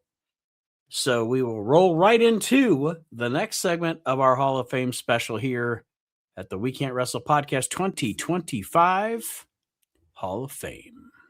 Ladies and gentlemen, here in our next segment of the We Can't Wrestle Podcast 2025 Hall of Fame special, Aaron and myself are joined with our brother from Reliving the Extreme, or Pot on the Mountain, whichever podcast you want to talk about, Mr. Chad Austin, joining us here to talk about the 2025 We Can't Wrestle Podcast Hall of Fame. How's it going, Chad? I know we were just talking before we went on the air. All of us live in cold areas right now, so we're just trying to keep our asses warm right now. Yeah, mazel tov. We're trying to keep warm, and I'm thinking about setting furniture on fire like a free bird in the house. we got like a spare bedroom that like nobody ever uses. I'm about ready to run down to the liquor store and grab me a fifth real quick and then just guzzle it and then just start burning furniture like I'm Buddy Jack Roberts. But if you're gonna do that, you have to look into the camera seductively for far too long, because that Bad Street USA video, there's that scene, there's that part where Michael Hayes is just looking at the camera seductively for far too long. Like I feel like I'm being sexually harassed when I'm watching that. Yeah. Well, I mean, I can do this. I just shaved my private parts. I can go look into the trash can and grab the clippings and put them on my chest and say I'm Michael P.S. Hayes as I caress my boobies.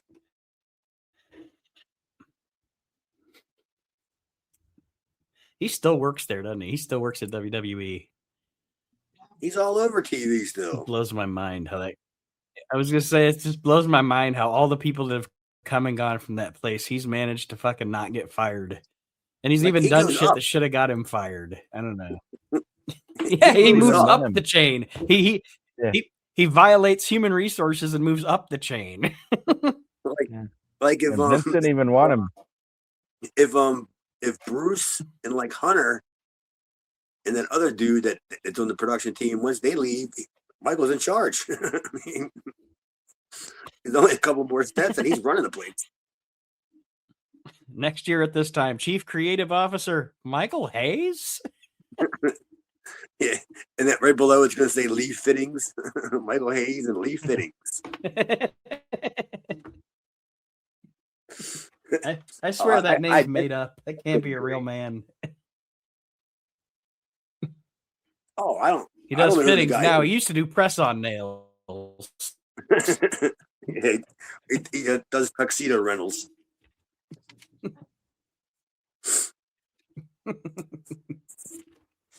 Well, let's get into it. The 2025 Hall of Fame. Lays pipe. Is that what you said? No, I said his nickname is Pipe. He's Pipe Fittings. Oh, I thought you said he lays. I thought you say he lays pipe. I'm like, what? No, that's Michael Hayes.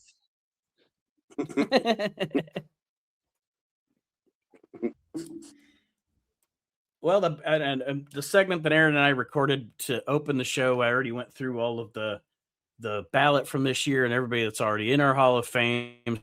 So we will just, the next segments that we do with everybody else, I just want to go through the names, discuss the names, whether that person voted for them or not. And of course, Aaron, you and I can chime in. I know we already had a discussion, but chime in some of our opinions too, just point, counterpoint. So the first person that made it into the 2025 We Can't Wrestle Podcast Hall of Fame this year. He was on the ballot for a couple of years, got in this year. Chad, you did not vote for this gentleman this year. However, the name that I'm going to give you is, to discuss here, Antonio Inoki. Antonio Inoki actually got the most votes from the panel this year to get into the Hall of Fame. What's your opinion on Antonio Inoki, Chad? He sucks. That's why I didn't vote for him. He's crooked. He's corrupt. He's not a good worker.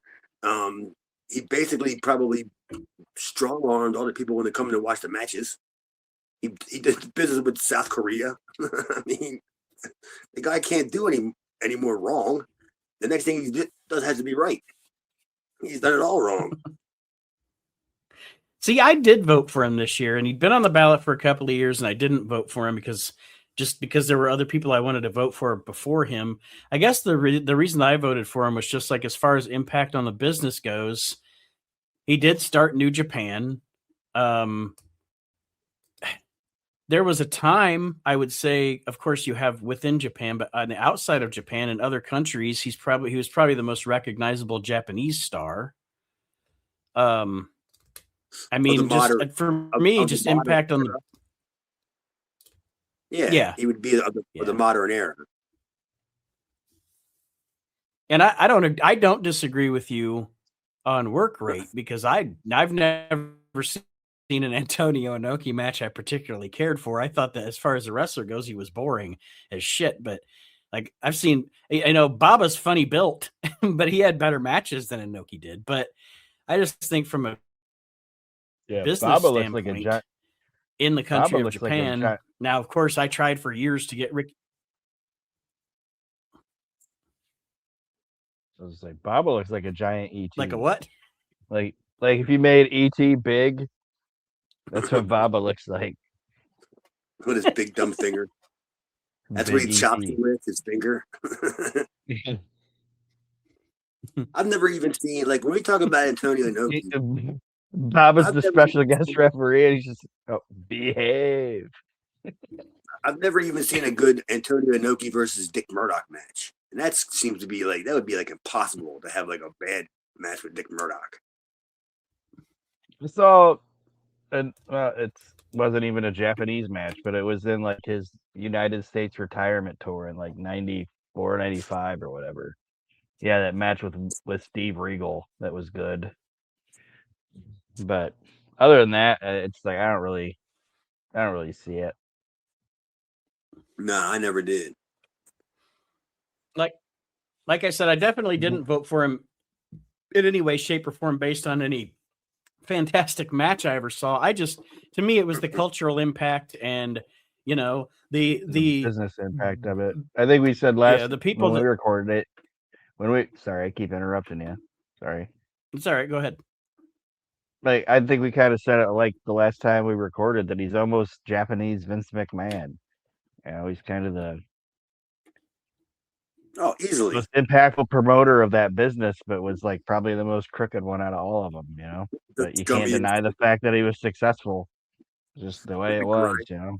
sleaziest, most successful, dirtiest, most Yeah. corruptest, did more for the business than anybody else. Awful, dishonest. You can say like 25 bad things and just slip one or two good ones in there. Yeah. And like I said, I mean, as far as like Japanese wrestling today goes, obviously the largest is the biggest promotion in that country. What would you say?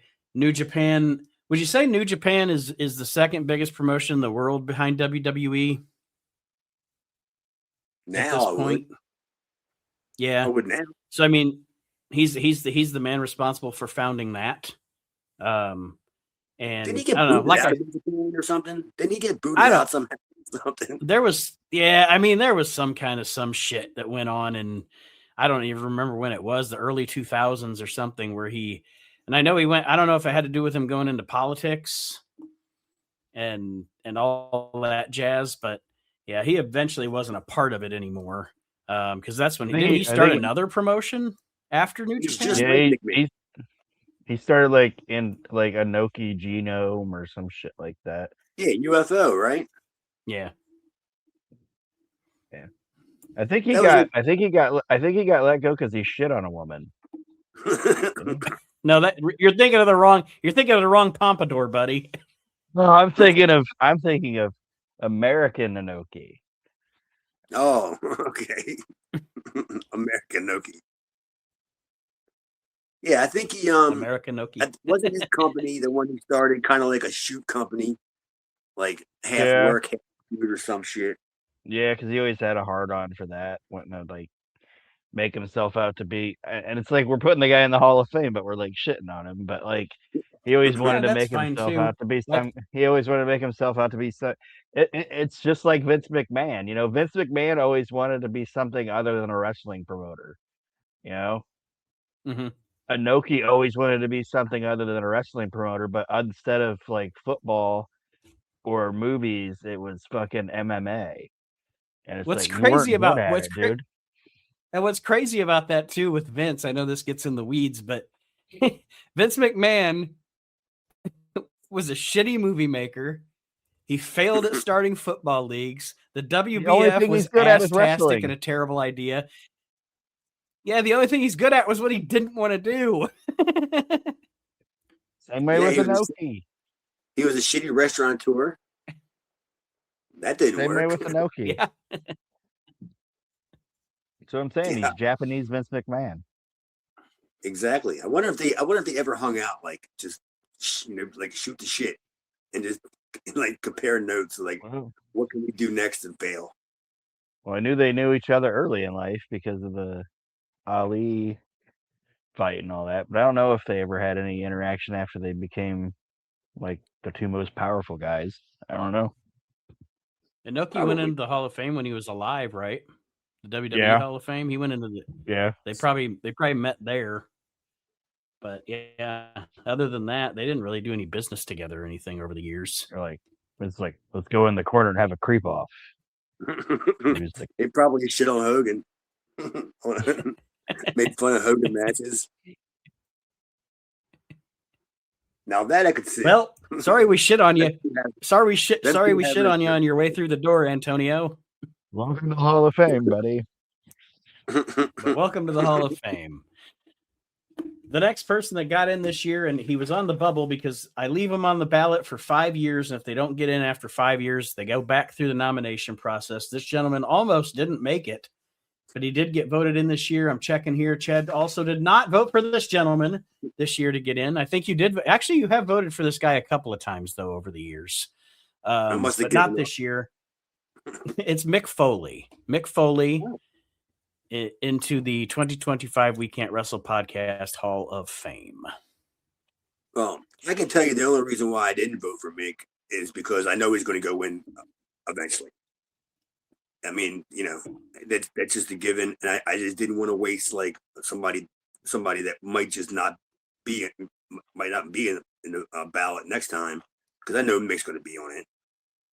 He's definitely a guaranteed. I mean, he was the first ballot in my case, apparently, but he's definitely a first ballot Hall of Famer based on his work. Mm-hmm. And I mean, like Aaron and I were talking about, you talk about one of the things that we have, as one of our criteria is significance and contributions to the business. Mick Foley Mick Foley contributed fucking amazing matches. Mick Foley contributed amazing promos. Mick Foley Mick Foley and Terry Funk are the reason that ECW didn't die in its first couple of years. And you forgot Vince McMahon, a guy that Foley also contributed body parts. Yeah, yeah, no shit. He might be the guy on the list. Oh, sorry. No, go ahead. I was just gonna ask that he might be like maybe the only guy on the list, and you can tell me if I'm wrong, Chad, as we go down it. That you probably shared a locker room with. I'm sure you shared locker rooms with Mick Foley before, right? I worked him.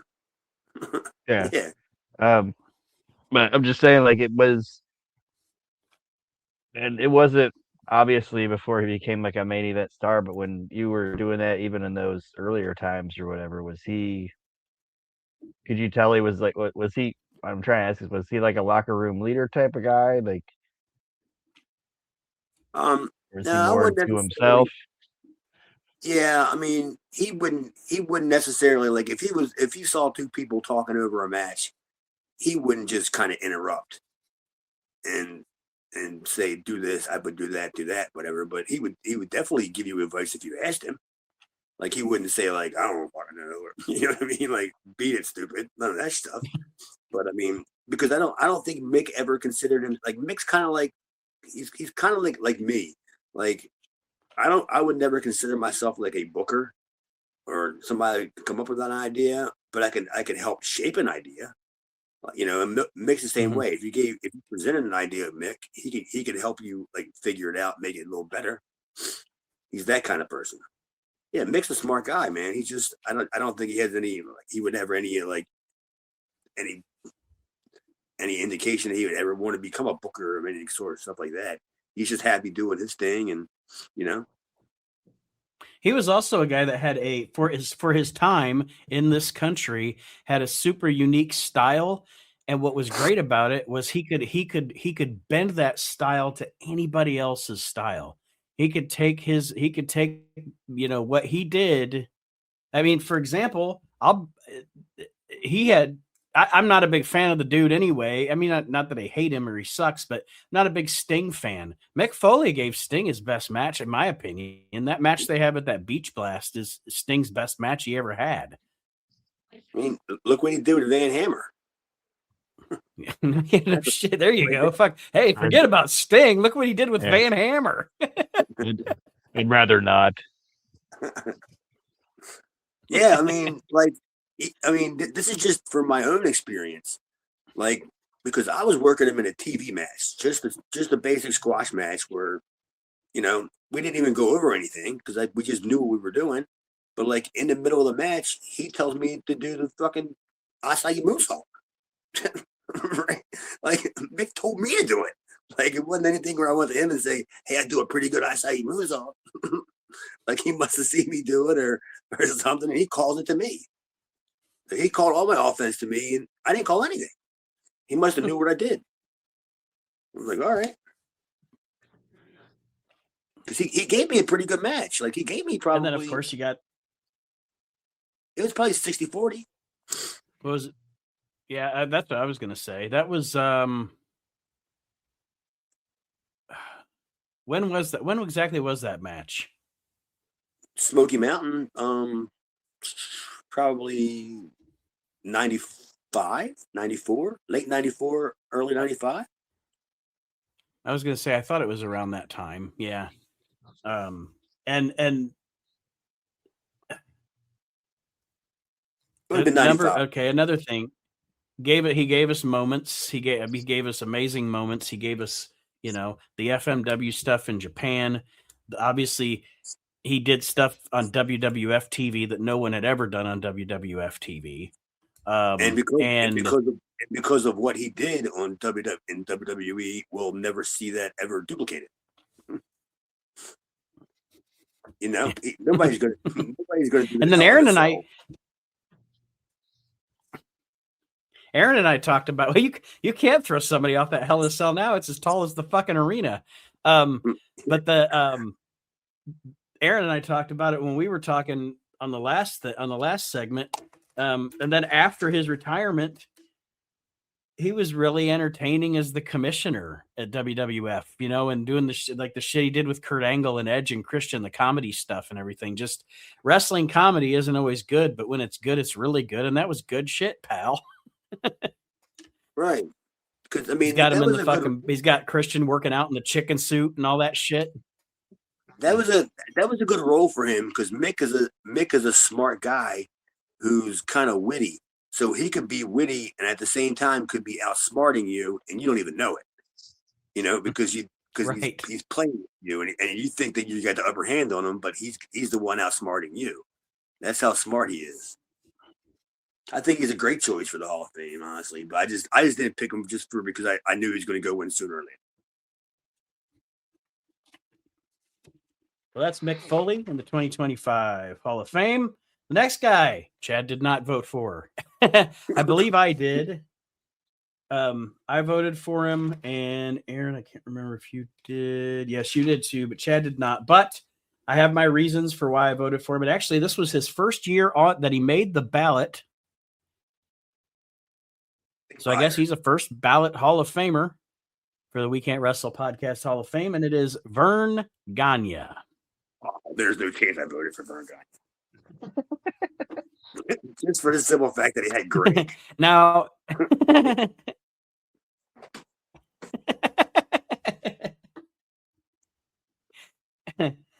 one of the reasons I voted for him, and I already explained this. Oh, go ahead, here's your chance to sell him on me. Go ahead. You sell him. You sell Vern Gagne in the Hall of Fame that we do. Go ahead, sell him. All right, here's my sell on Vern Gagne.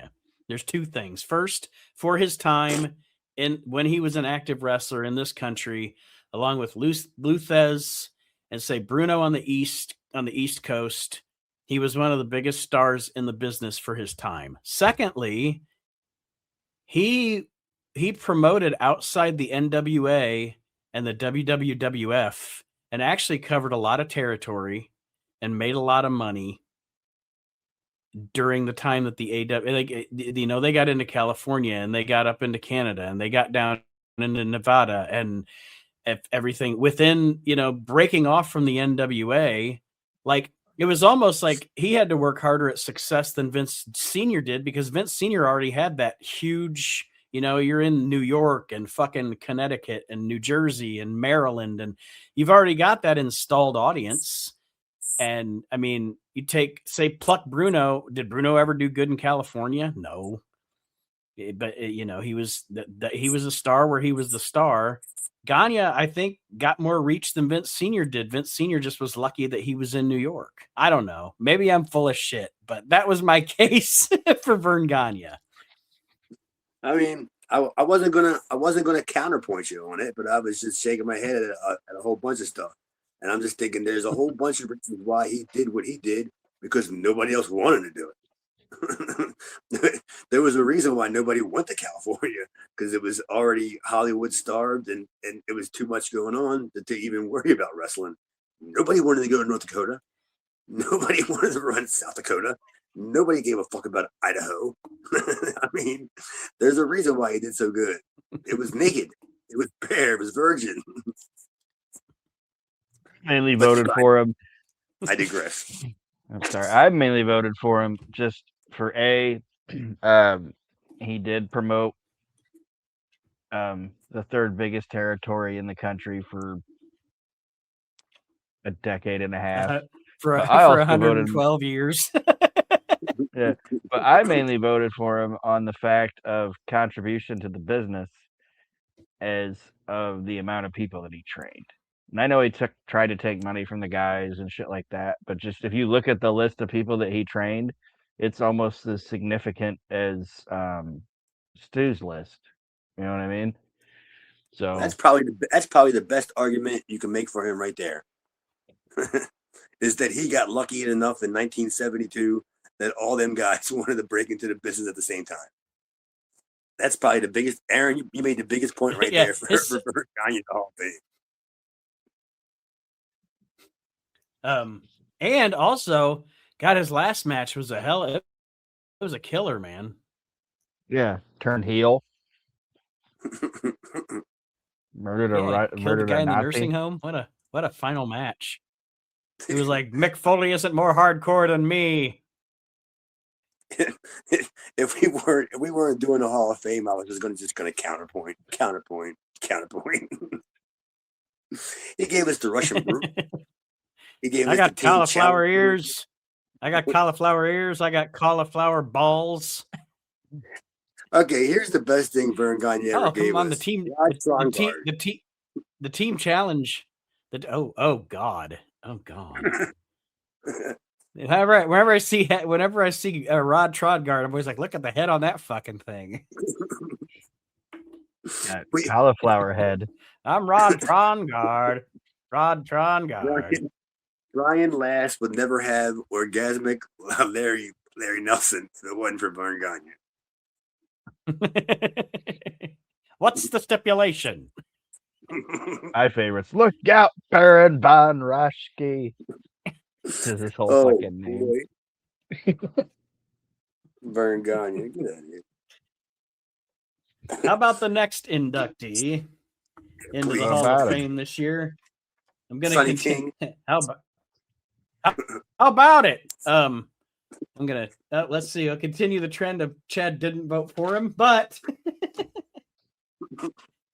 Did Chad vote for any of them? The next inductee into the Hall of Fame. Yes, he did. Okay. So the next one he did not.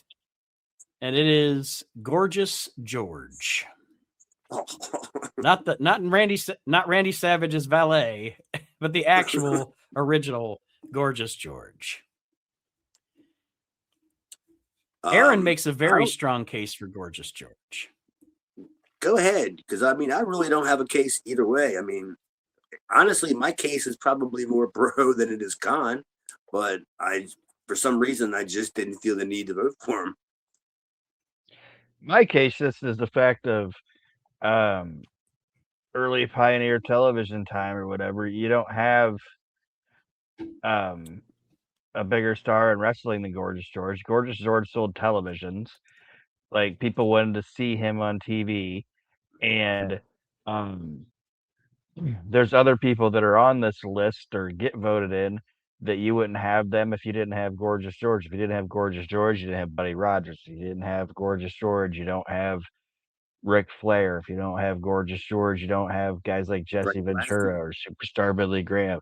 Like, he is you don't have sports entertainment without Gorgeous George.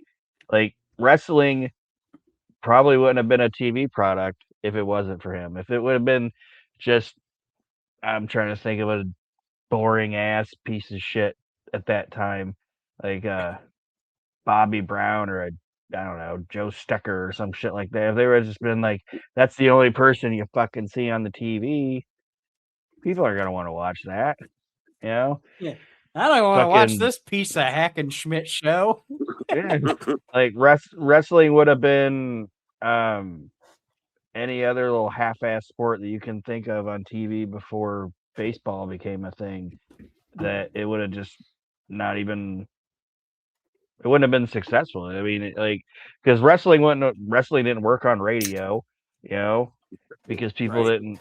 It's a visual thing, and nobody wants to watch an hour show of one match of two guys just rolling around being fucking boring. It's like fucking Fred Blassie says in his book. He's like, everybody talks about Lou Thez and Gorgeous George, but nobody talks about all the boring shit you had to watch to get to that. Like, it sucked. Yeah, that's true. Yeah, and George was the man for that, and he fucking invented the gimmick. Like, he was, as far as I know, and Chad, you're an actual wrestler, and you probably know more about the history of it than I do. But I don't think there was anybody that had gimmicks really before him, like the Georgie No, pins and the atomizer and If all. if Like they had if they there's shit that he does now that he did then that people still do now, which is yeah, insane. Yeah, and if somebody did have a quote unquote gimmick before him, it wasn't necessarily a gimmick. It was literally because it was something that like Great Gama wore the fucking turban thing, but it wasn't because he thought, wow, as a wrestler, I should wear this turban thing. It was because it was his actual fucking it was his turban. You know what I mean? Like it wasn't actually a gimmick. And when I'm saying gimmicks, I mean he would throw them bobby pins out to the crowd and shit, because somebody could take that home and they'd be like, "Oh, where'd you get that?" I'd be like, "Gorgeous George," One of my favorite things ever was he was doing a 2 out of 3 falls match. I can't remember who his opponent was, but he had like an oxygen machine, and he was like in New York or whatever, and the oxygen machine said Florida Air on it, and like he was like. Oh, that's cool. Like take it in the air, because he was like, the air here is so terrible. I had to bring my own air with me from Florida. Like, you know what I mean? It's fucking great. It is great. And this is like fucking, you know what I'm saying? Like the dude was, and I know I'm not saying anything anybody hasn't ever said, but like he's the innovator of television wrestling. Like he's the guy, the blueprint for what a television heel professional wrestler is supposed to be.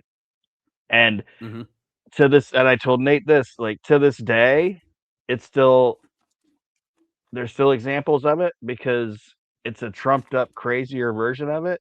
But Seth Rollins is Gorgeous George now. The outlandish big outfits, all that shit. If Gorgeous George was around today, he'd be Seth Rollins. You don't have him without Gorgeous George, in my opinion. That was like one of them going all the way around your back to scratch your elbows kind of thing, but it was it was pretty funny though. Seth Rollins is Gorgeous George. I don't think anybody's ever repeated these words ever in the history of the English language. If Gorgeous George was alive today, he'd be wearing big moon boots and going and doing all that shit. You know what I mean? Like that's what he would be doing. No, that's funny. Anyway. Okay, so welcome to the Hall of Fame, Gorgeous George. Too much more on the other guys. The next three, Chad did vote for this year. So we finally got to some names that Chad voted for. The first of which, and I totally agree because I voted for him as well. Actually, I voted for him the 3 years he's been on the ballot. Finally in the Hall of Fame, and it is Rey Mysterio Jr. No, Rey Mysterio Jr. Oh, well, I mean, Ray. I mean, he's going to be in every Hall of Fame. They're going to make up Hall of Fames for Ray. Just anybody under 5 foot. That's what I say. Like I say that he's okay. And again, like I told Aaron last night when we recorded, yes, there's Mil Mascaras, and yes, there's El Santo, and yet, but Rey Mysterio is the most famous luchador of all time now, right? There's no way he's not. Oh yeah, easily. He transcends Lucha Libre. Yeah, Ray goes above and beyond, like just his longevity, and then he still does the same stuff that he did 40 years ago. That's what we were talking about. Like even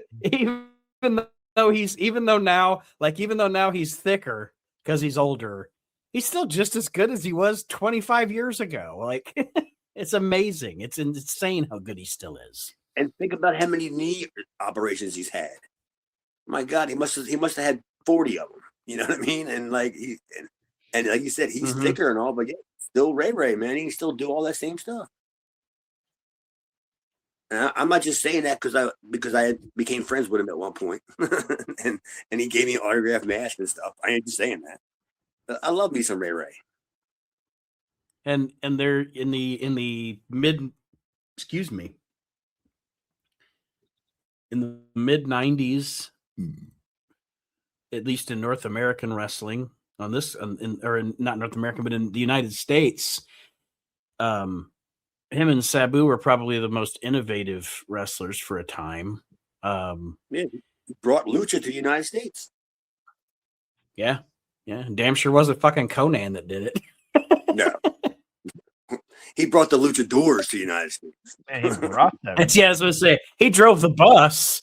But once the drive was over, he checked. Yeah, he's like the Italian stallion was for WWF jobbers.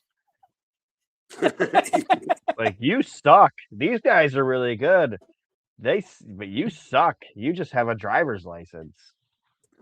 I'll get a percentage of their pay then, and yeah. Till Matt and Jeff were like, "Fuck you," and ruined that's that. why the Hardys Italian told Stallion. Yeah, fuck you. The Hardys told Stallion to go fuck himself. Said, "Stop calling." Yeah, like him, I said, Rey Mysterio definitely a Hall of Famer.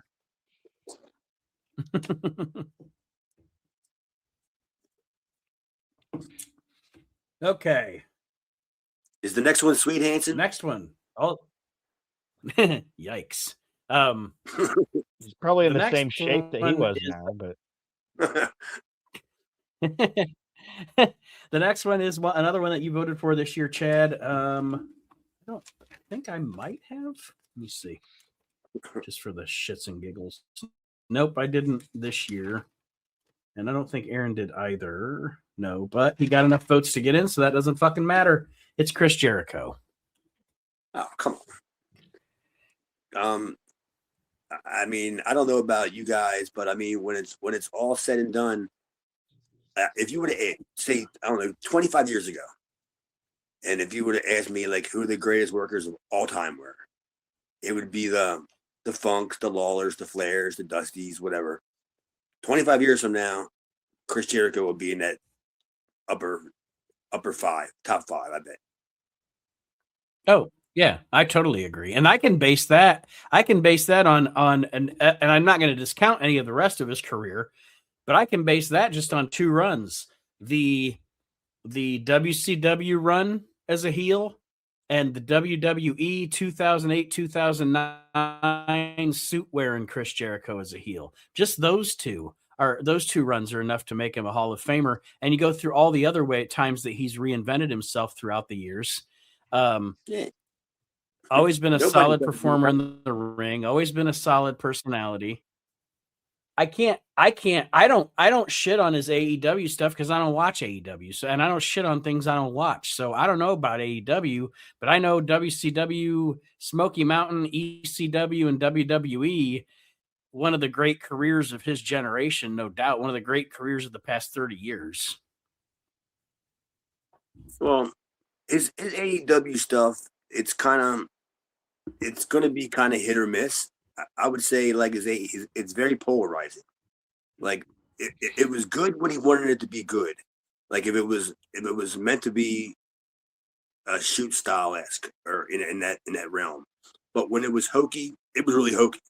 Like it was like the MJF dance number stuff, that thing, that was pretty bad. Like that was like on the whole other side of the spectrum of bad. It was rotten bad. But was that during COVID? Was that during COVID? It easily could have been. Because a lot of bad shit happened during COVID. I decided I'd give it a pass. Because there was. I decided a long time ago that I don't ever want to go back and watch anything from the COVID era of professional wrestling. And I'm never going to hold it against anybody. Yeah, it's almost like you just want to pretend it didn't happen. Yeah. Yeah, because like they didn't do what they should have did. Like the wrestling business should have just shut down completely during COVID. And just been like, we'll just show old shit and documentaries or whatever. But so I can't like I just won't watch it and I won't hold it against anybody. I mean, look at Drew McIntyre now. What if Drew McIntyre never got the push that he got right now? He was the champion during COVID era. Yeah, that's what he would always be known for. That if he didn't get the run that he's having now, that would suck, wouldn't it? You'd be a little asterisk in the history books. I couldn't work anymore. nobody Lowest could. lowest drawing champion ever.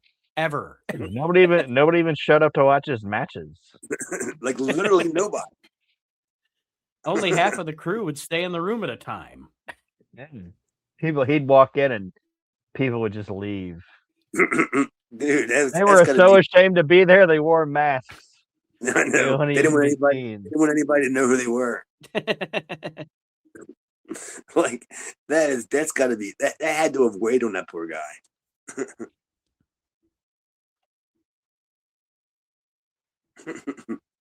Well, I'm glad they gave him the belt now. Yes. But yeah, Chris Jericho definitely deserved of being in the Hall of Fame. Did either one of you have anything else to say about Jericho before we go on to the next guy? I mean, just that the guy is he's a Hall of Fame like almost anything he does. I mean, he's just a world class, top rate talent. You know, he has the Midas touch apparently.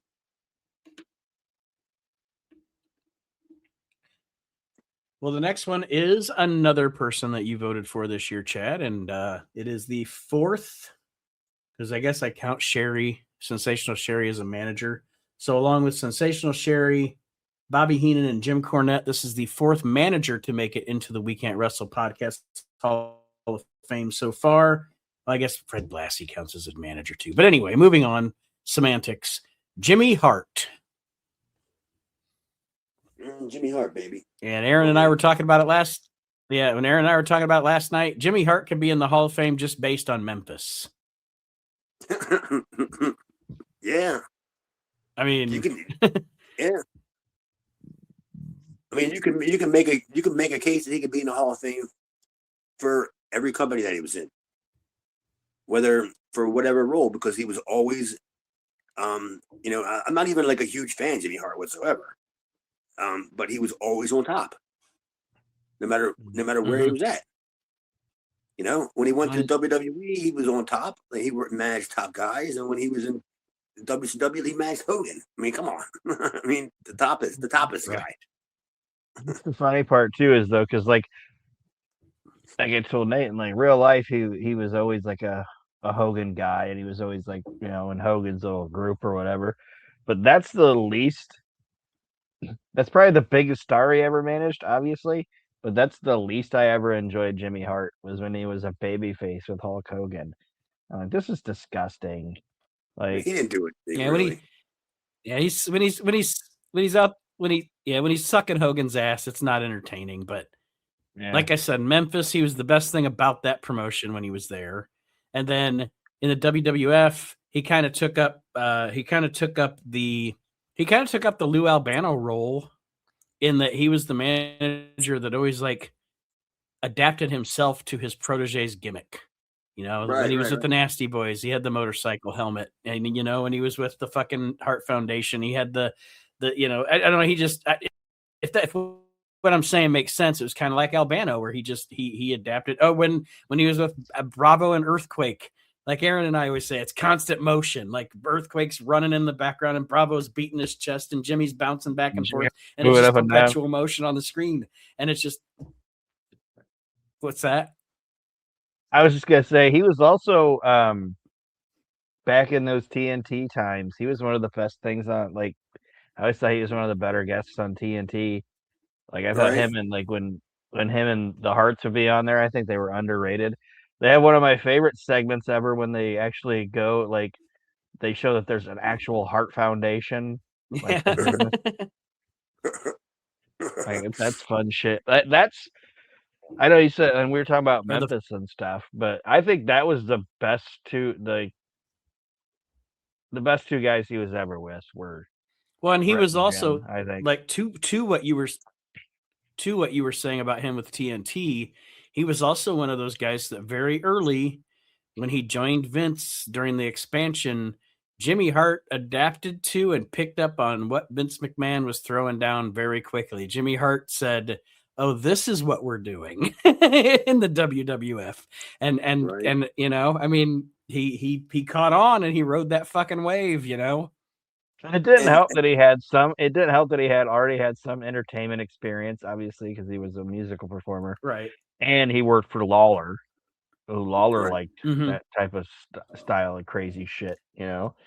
But well, yeah, the thing that I like about Jimmy Hart the most is that he was never afraid to be a butt of a joke. Like he'd be the manager that would get humiliated, and he took it Yeah. better than anybody else. I think. he'd wind up in his underwear and run away. And, I mean, of course he would. That was the best. You know what I mean? Like, he had to. He had to be the guy that would do that. Yeah. He I was wasn't gonna the say devil. that's what I was just about to say. How many times did Junkyard Dog rip his fucking pants off? and God bless him too, because he said like, oh, we put Sherry in here, and this guy, he's the most effeminate manager we've put in. And you put Sherry in, you know what I mean? Like Sherry, she looked like she could take a hit.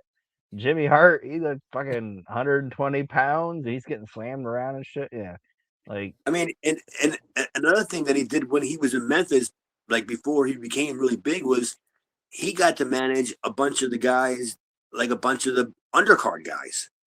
Like that's who he managed. Like, I mean, at one point, the biggest name that he managed was probably Campatera.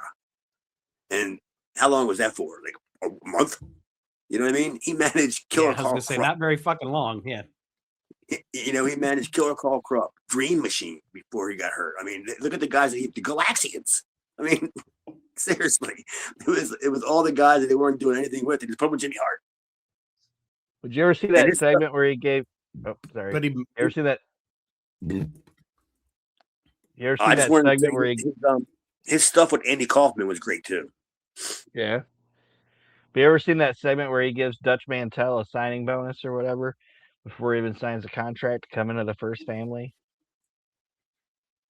Yeah, I did. He gives Dutch like $200, and Dutch puts it in his pocket. Like Dutch is like, "I'll join you. I'll join you." Then he gives him like the $200, and Dutch puts it in his pocket, and then just walks away. Oh, that's what he did. Yeah, I couldn't figure it out. Like, I'm not fucking joining you. I knew he did something with it, but I couldn't remember what he did with it. Yeah, he just walked away with it, like Yeah. he knew Jimmy Hart wasn't going to try to get it back from him. All the guys are just standing there like, "I just took your $200."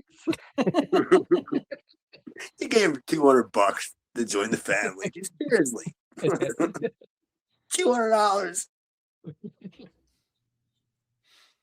Even how funny it is by 1983 standards, $200 just seems awful low. That's great. Jimmy Hart's a classic. Well, that's Jimmy Hart. That's Jimmy Hart in the Hall of Fame. And then the next person that got in this year also was another one of the guys that was on the bubble. If he hadn't gotten this year, he went back through the nominating process. And I know the three of us are probably not going to have a lot to discuss about him, just because I don't think anybody present is a huge fan of the guy. But it's The Rock. Oh, okay, yeah. All right, who's next? I can't. I know I don't want to interrupt you, and I know we didn't talk too much about him last time, but like where they talk about the Attitude Era, and you look back at that, and you're like, it wasn't as good as looking back as you thought it was. Yeah, and there's guys that were in it that once they were in a different time, they were like thought of better. Like Jericho was better out of the Attitude Era than he was in the Attitude Era. Right. Rock is completely different. Rock is a Attitude Era professional wrestler. Right. Mm-hmm. Like if he would have a couple of moves and a catchphrase. Yeah, and I'm not knocking the fact that he wasn't successful or anything. You know what I mean? No, he was. And I've seen Rock, and I've seen Rock have great matches, and I did like. I don't know if you'd consider like the Rock concert era Rock even Attitude Era, but like basically any Rock after that is just kind of like meh. Either it's boring and the guy, or you know what? Make any sense. For his peak, like 5 years, he was a big fucking draw. He was a personality. You can't deny his personality. You can't deny his star power. You can't deny that he's one of the most mainstream pro wrestling stars of all time. I think that what hurts him, and Aaron and I talked about this, but Chad, but I think what has hurt him with our voting, with our voters in the Hall of Fame, is the past few years he hasn't done much to endear himself or keep his there isn't much love for his legacy, because now everybody thinks he's just a fucking self-centered douchebag. That's all about it. You know, he's I don't know. Just yeah, he doesn't come off as genuine. Every time he does the goose pimples thing, I just want to spit at my screen. Like he doesn't have good heat with me, that's for sure. But yeah, I mean, you can't deny that. Like I said, that little slice of time where he was a major fucking star and a draw, and he sold merchandise and the crowds loved him. And again, can't deny the personality. He's a good wrestler when he's in the ring with a good wrestler. He can have a good match with somebody that's good. And he can have the big attraction match too, like the match with Hogan, you know. Hogan, but yeah. so I think he deserves to be. I think he had a good match with Hogan in the Hall of because Hogan Fame. was. I'm just not. Oh, I was just gonna say, like when you said that he could be good with a good wrestler, I think he had a good match with Hulk Hogan. Because say what you want to say about Hulk Hogan, Hulk Hogan was a good wrestler when he wanted to be. So, well, good Hulk wrestler Hogan and good also- worker are two different things. Yeah, They were good workers. and they knew how to go out there in front of a stadium and electrify a crowd and make some fucking money. There's no doubt about it. Just think how far The Rock has come from the first time I laid eyes on him with Bill Dundee, and the exact words out of Bill Dundee's mouth were, "He'll never make a dime in this business." there's a reason that his production company is called $7 Production or whatever, because he had $7 in his pocket when he signed with the WWF. Like when Jim Ross signed him, he had $7. So I'll never deny the hustle and the whatever. And like I said, he got the Attitude Era and he took it and he ran with it and everything like that. But just, and I think obviously he respects the wrestling business, so I'll give him credit for that and everything. But I just think he's a guy that is just kind of full of his own shit. Not showing up at WrestleMania 40. Is that what it was? Was that the one where he no-showed? Where he made a big deal. He made a big deal about it, and they didn't show up. He booked his own angle and didn't even show up. Didn't show up. Yeah, they booked an angle and he didn't even show up. I got more important shit to do. But I mean, that stuff right there is just rotten, man. That just I mean, I'm glad that when I vote for these guys, at least I can put my own personal feelings aside, because I would never vote him in if it was based upon personal feelings. Up next, last but not least, it's the first year, their first year on the ballot, and they got in first ballot Hall of Famers. Chad did vote for this team, as did I. It's the Rock and Roll Express, Ricky Morton and Robert Gibson. I can't believe they weren't already in. Honestly, they should have been. They should have been like the first year of like the WWE Hall of Fame, where they just already were in without even being like nominated. You just automatically assume they were in. You know. Well, I mean, what can you say about the Rock and Roll? They drew money. I'll put this to you. Mm-hmm. Like, I'll put this to you, Chad, because I put this to Aaron last when we. Mm-hmm. When Crockett was running, when Crockett was at his height in like say 86, 87, he was big enough that he could run split crews with Dusty and Flair on top and Rock and Roll and Midnight on top in a different town and still sell out. I mean, I know Crockett was a tag team territory and Vince wasn't, but I mean, that says something when you're a big enough draw that you can run two different crews and then have two different sellouts with, you know, because they didn't have WWF talent. You know, they didn't have a million guys. They had the guys. Right. And the Rock and Roll Express were the guys, along with Midnight.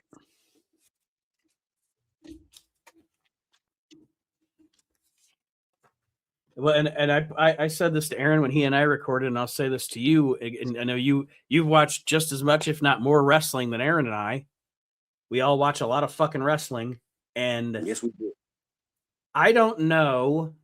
I know there are. I know there are more. I know there are more famous tag teams. I know there are more popular tag teams. I know blah blah blah blah blah. But I don't know that you pluck them into a ring, into any arena. I don't know if I have ever seen audiences go as wild for a fucking tag team as the audiences for the Rock and Roll Express. I don't think there is a bigger, more popular tag team. I'd make that argument. I don't think there is. I mean, who are you gonna argue them against? Road Warriors? It's definitely not a tag team that had a longer run than the Rock and Yeah, Roll I mean, Express. Christ, Ricky Morton still works. They still work today. Yeah, well, That's what I was Robert's gonna say. retired, but you know what? Robert's retired, but you know what I'm saying? Just like as a tag team, solid, just Yeah, I mean, but listen, tag Aaron, team. Aaron, you and I watched them work as a tag team right before COVID. So I mean, they were doing it right up until right before COVID. You know, like And Ricky Morton was fucking funny, man. I mean, Like they they have did a couple high spots and nobody reacted to it. Like, or no, not nobody reacted to it, but it was pretty quiet, you know. And Ricky Morton looked out at the crowd like, the last 3 matches must have fucking sucked. These people are dead. I mean, it like one of the biggest compliments you can get from another worker is when somebody tells you that you sell like Ricky Morton. Like that's like one of the highest compliments. Like, you sell like Ricky Morton. That's like nobody gets their ass beat like Ricky Morton. I mean, And I know we're talking about Ricky, but I mean, we are putting in the Rock and Roll Express, and we're getting ready to do the Smoky Mountain podcast. So I got some like 2 months worth of Smoky Mountain notes written down, and Robert is there early in Smoky right. Mountain, obviously, and I don't think he gets talked about enough. Robert was really solid and was a good. I know he wasn't the charisma man that Ricky was or whatever, but he was the base and I think solid worker of the group, and He was the hot tag. Yeah. I mean, that hot tag is just as important as the sell. Ricky Morton got him there, and then Robert Gibson took him there. Like after he got him there, he carried him to the finish line. That was like a perfect combination, a perfect recipe right there. Because Robert wasn't going to sell it, Ricky, and I don't think Ricky would have had like the comeback, like the hot tag that Robert would have had when Robert comes in and he explodes with the knee lifts, and then you know what I mean, and then he gives Yeah, Ricky. he really, but oh, sorry. I was just like, can gives you him that- believe like Robert he gives smack that like enough time. it's more believable Robert smacking around Arn Anderson than Ricky Morton smacking around Arn Anderson, you know, that type of thing. Yeah, he gave Ricky Morton just that enough time that he needed by bouncing around the heels for the hot tag that when Ricky come back in, they can go into the 4-way. You know what I mean? It was a perfect recipe right there. So yeah, Robert was great. When he teamed with Ricky before, his brother. I mean, he was Yeah. good back then.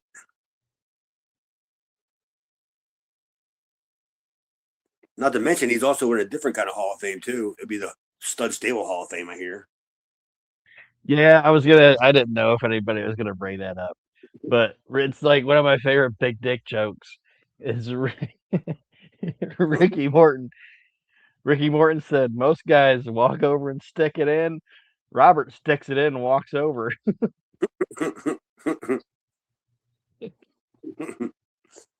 That's what I hear. You can fuck a chick from across the room. Oh, the Cock and Roll Express. It's like no wonder his eyes crossed. All the fucking blood's going to that. Damn.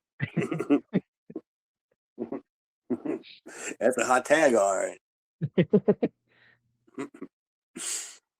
Yeah, rock and roll is probably, in my opinion, they're probably as a fan, I'm a Midnight guy, but Rock and Roll Express is probably the greatest tag team in history in my book.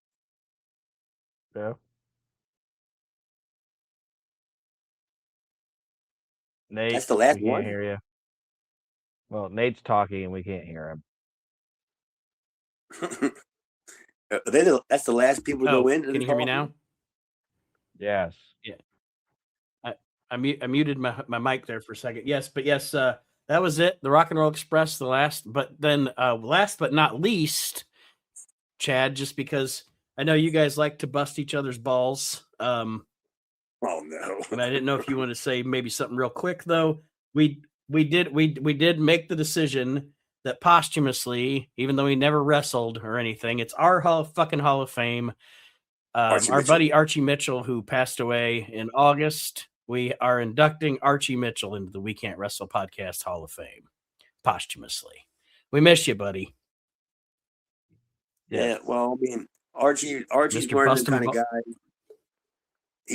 He's the kind of guy that I like because I'm one of them kind of guys that if I make fun of you, it usually means that I really like you. And me and Archie would just beat each other up all the time, and we had fun doing it. That was the best part about it, is that we could beat each other up. Yeah, we could beat each other up, and at the same time, at a flick of a switch, we can talk serious, and you know what I mean, and be serious. Yeah. Archie was a great guy. He was a Hall of Fame. Yeah, he was a Hall of Fame ball buster. You know, I'm the big brother here. So it's always fun to me when somebody busts Aaron's balls. I like to just sit back because Aaron's a ball buster too. And Archie would bust Aaron's balls, and Aaron would bust Archie's balls, and I'd just sit back and have a good laugh about it. But I fucking miss the guy, man. I really do. Yeah, Archie was a good dude. Like I said, if I believe his Facebook's still up and all that, but if you ever just want to see what kind of guy he was, just go back and look and see how he was with his grandkids and his kids and all that, and that's the true measure of a man, I think. I don't have kids, but any guy that I've ever looked at that's I'd say the same thing to Nate, like seeing him with his kids and stuff. Like, that's how I know Nate's a good man, is the way he treated his kids and all that. That's how I do it with Archie. So, how are they gonna look at us, Aaron? Because I don't have kids either. You can't. No, we're gonna die, and they're just gonna be like, "Oh my god, that was rough." The true measure of us is how much alcohol we can drink. Yeah, it's like that was a rough one. They were here for a long time, but they were here for a good time. It's basically what they'll price.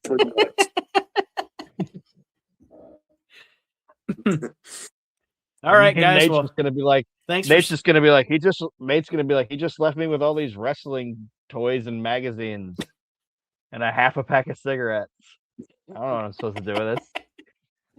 Oh God, Bud Heavy. I don't drink that. Oh, there's not gonna be any of those left.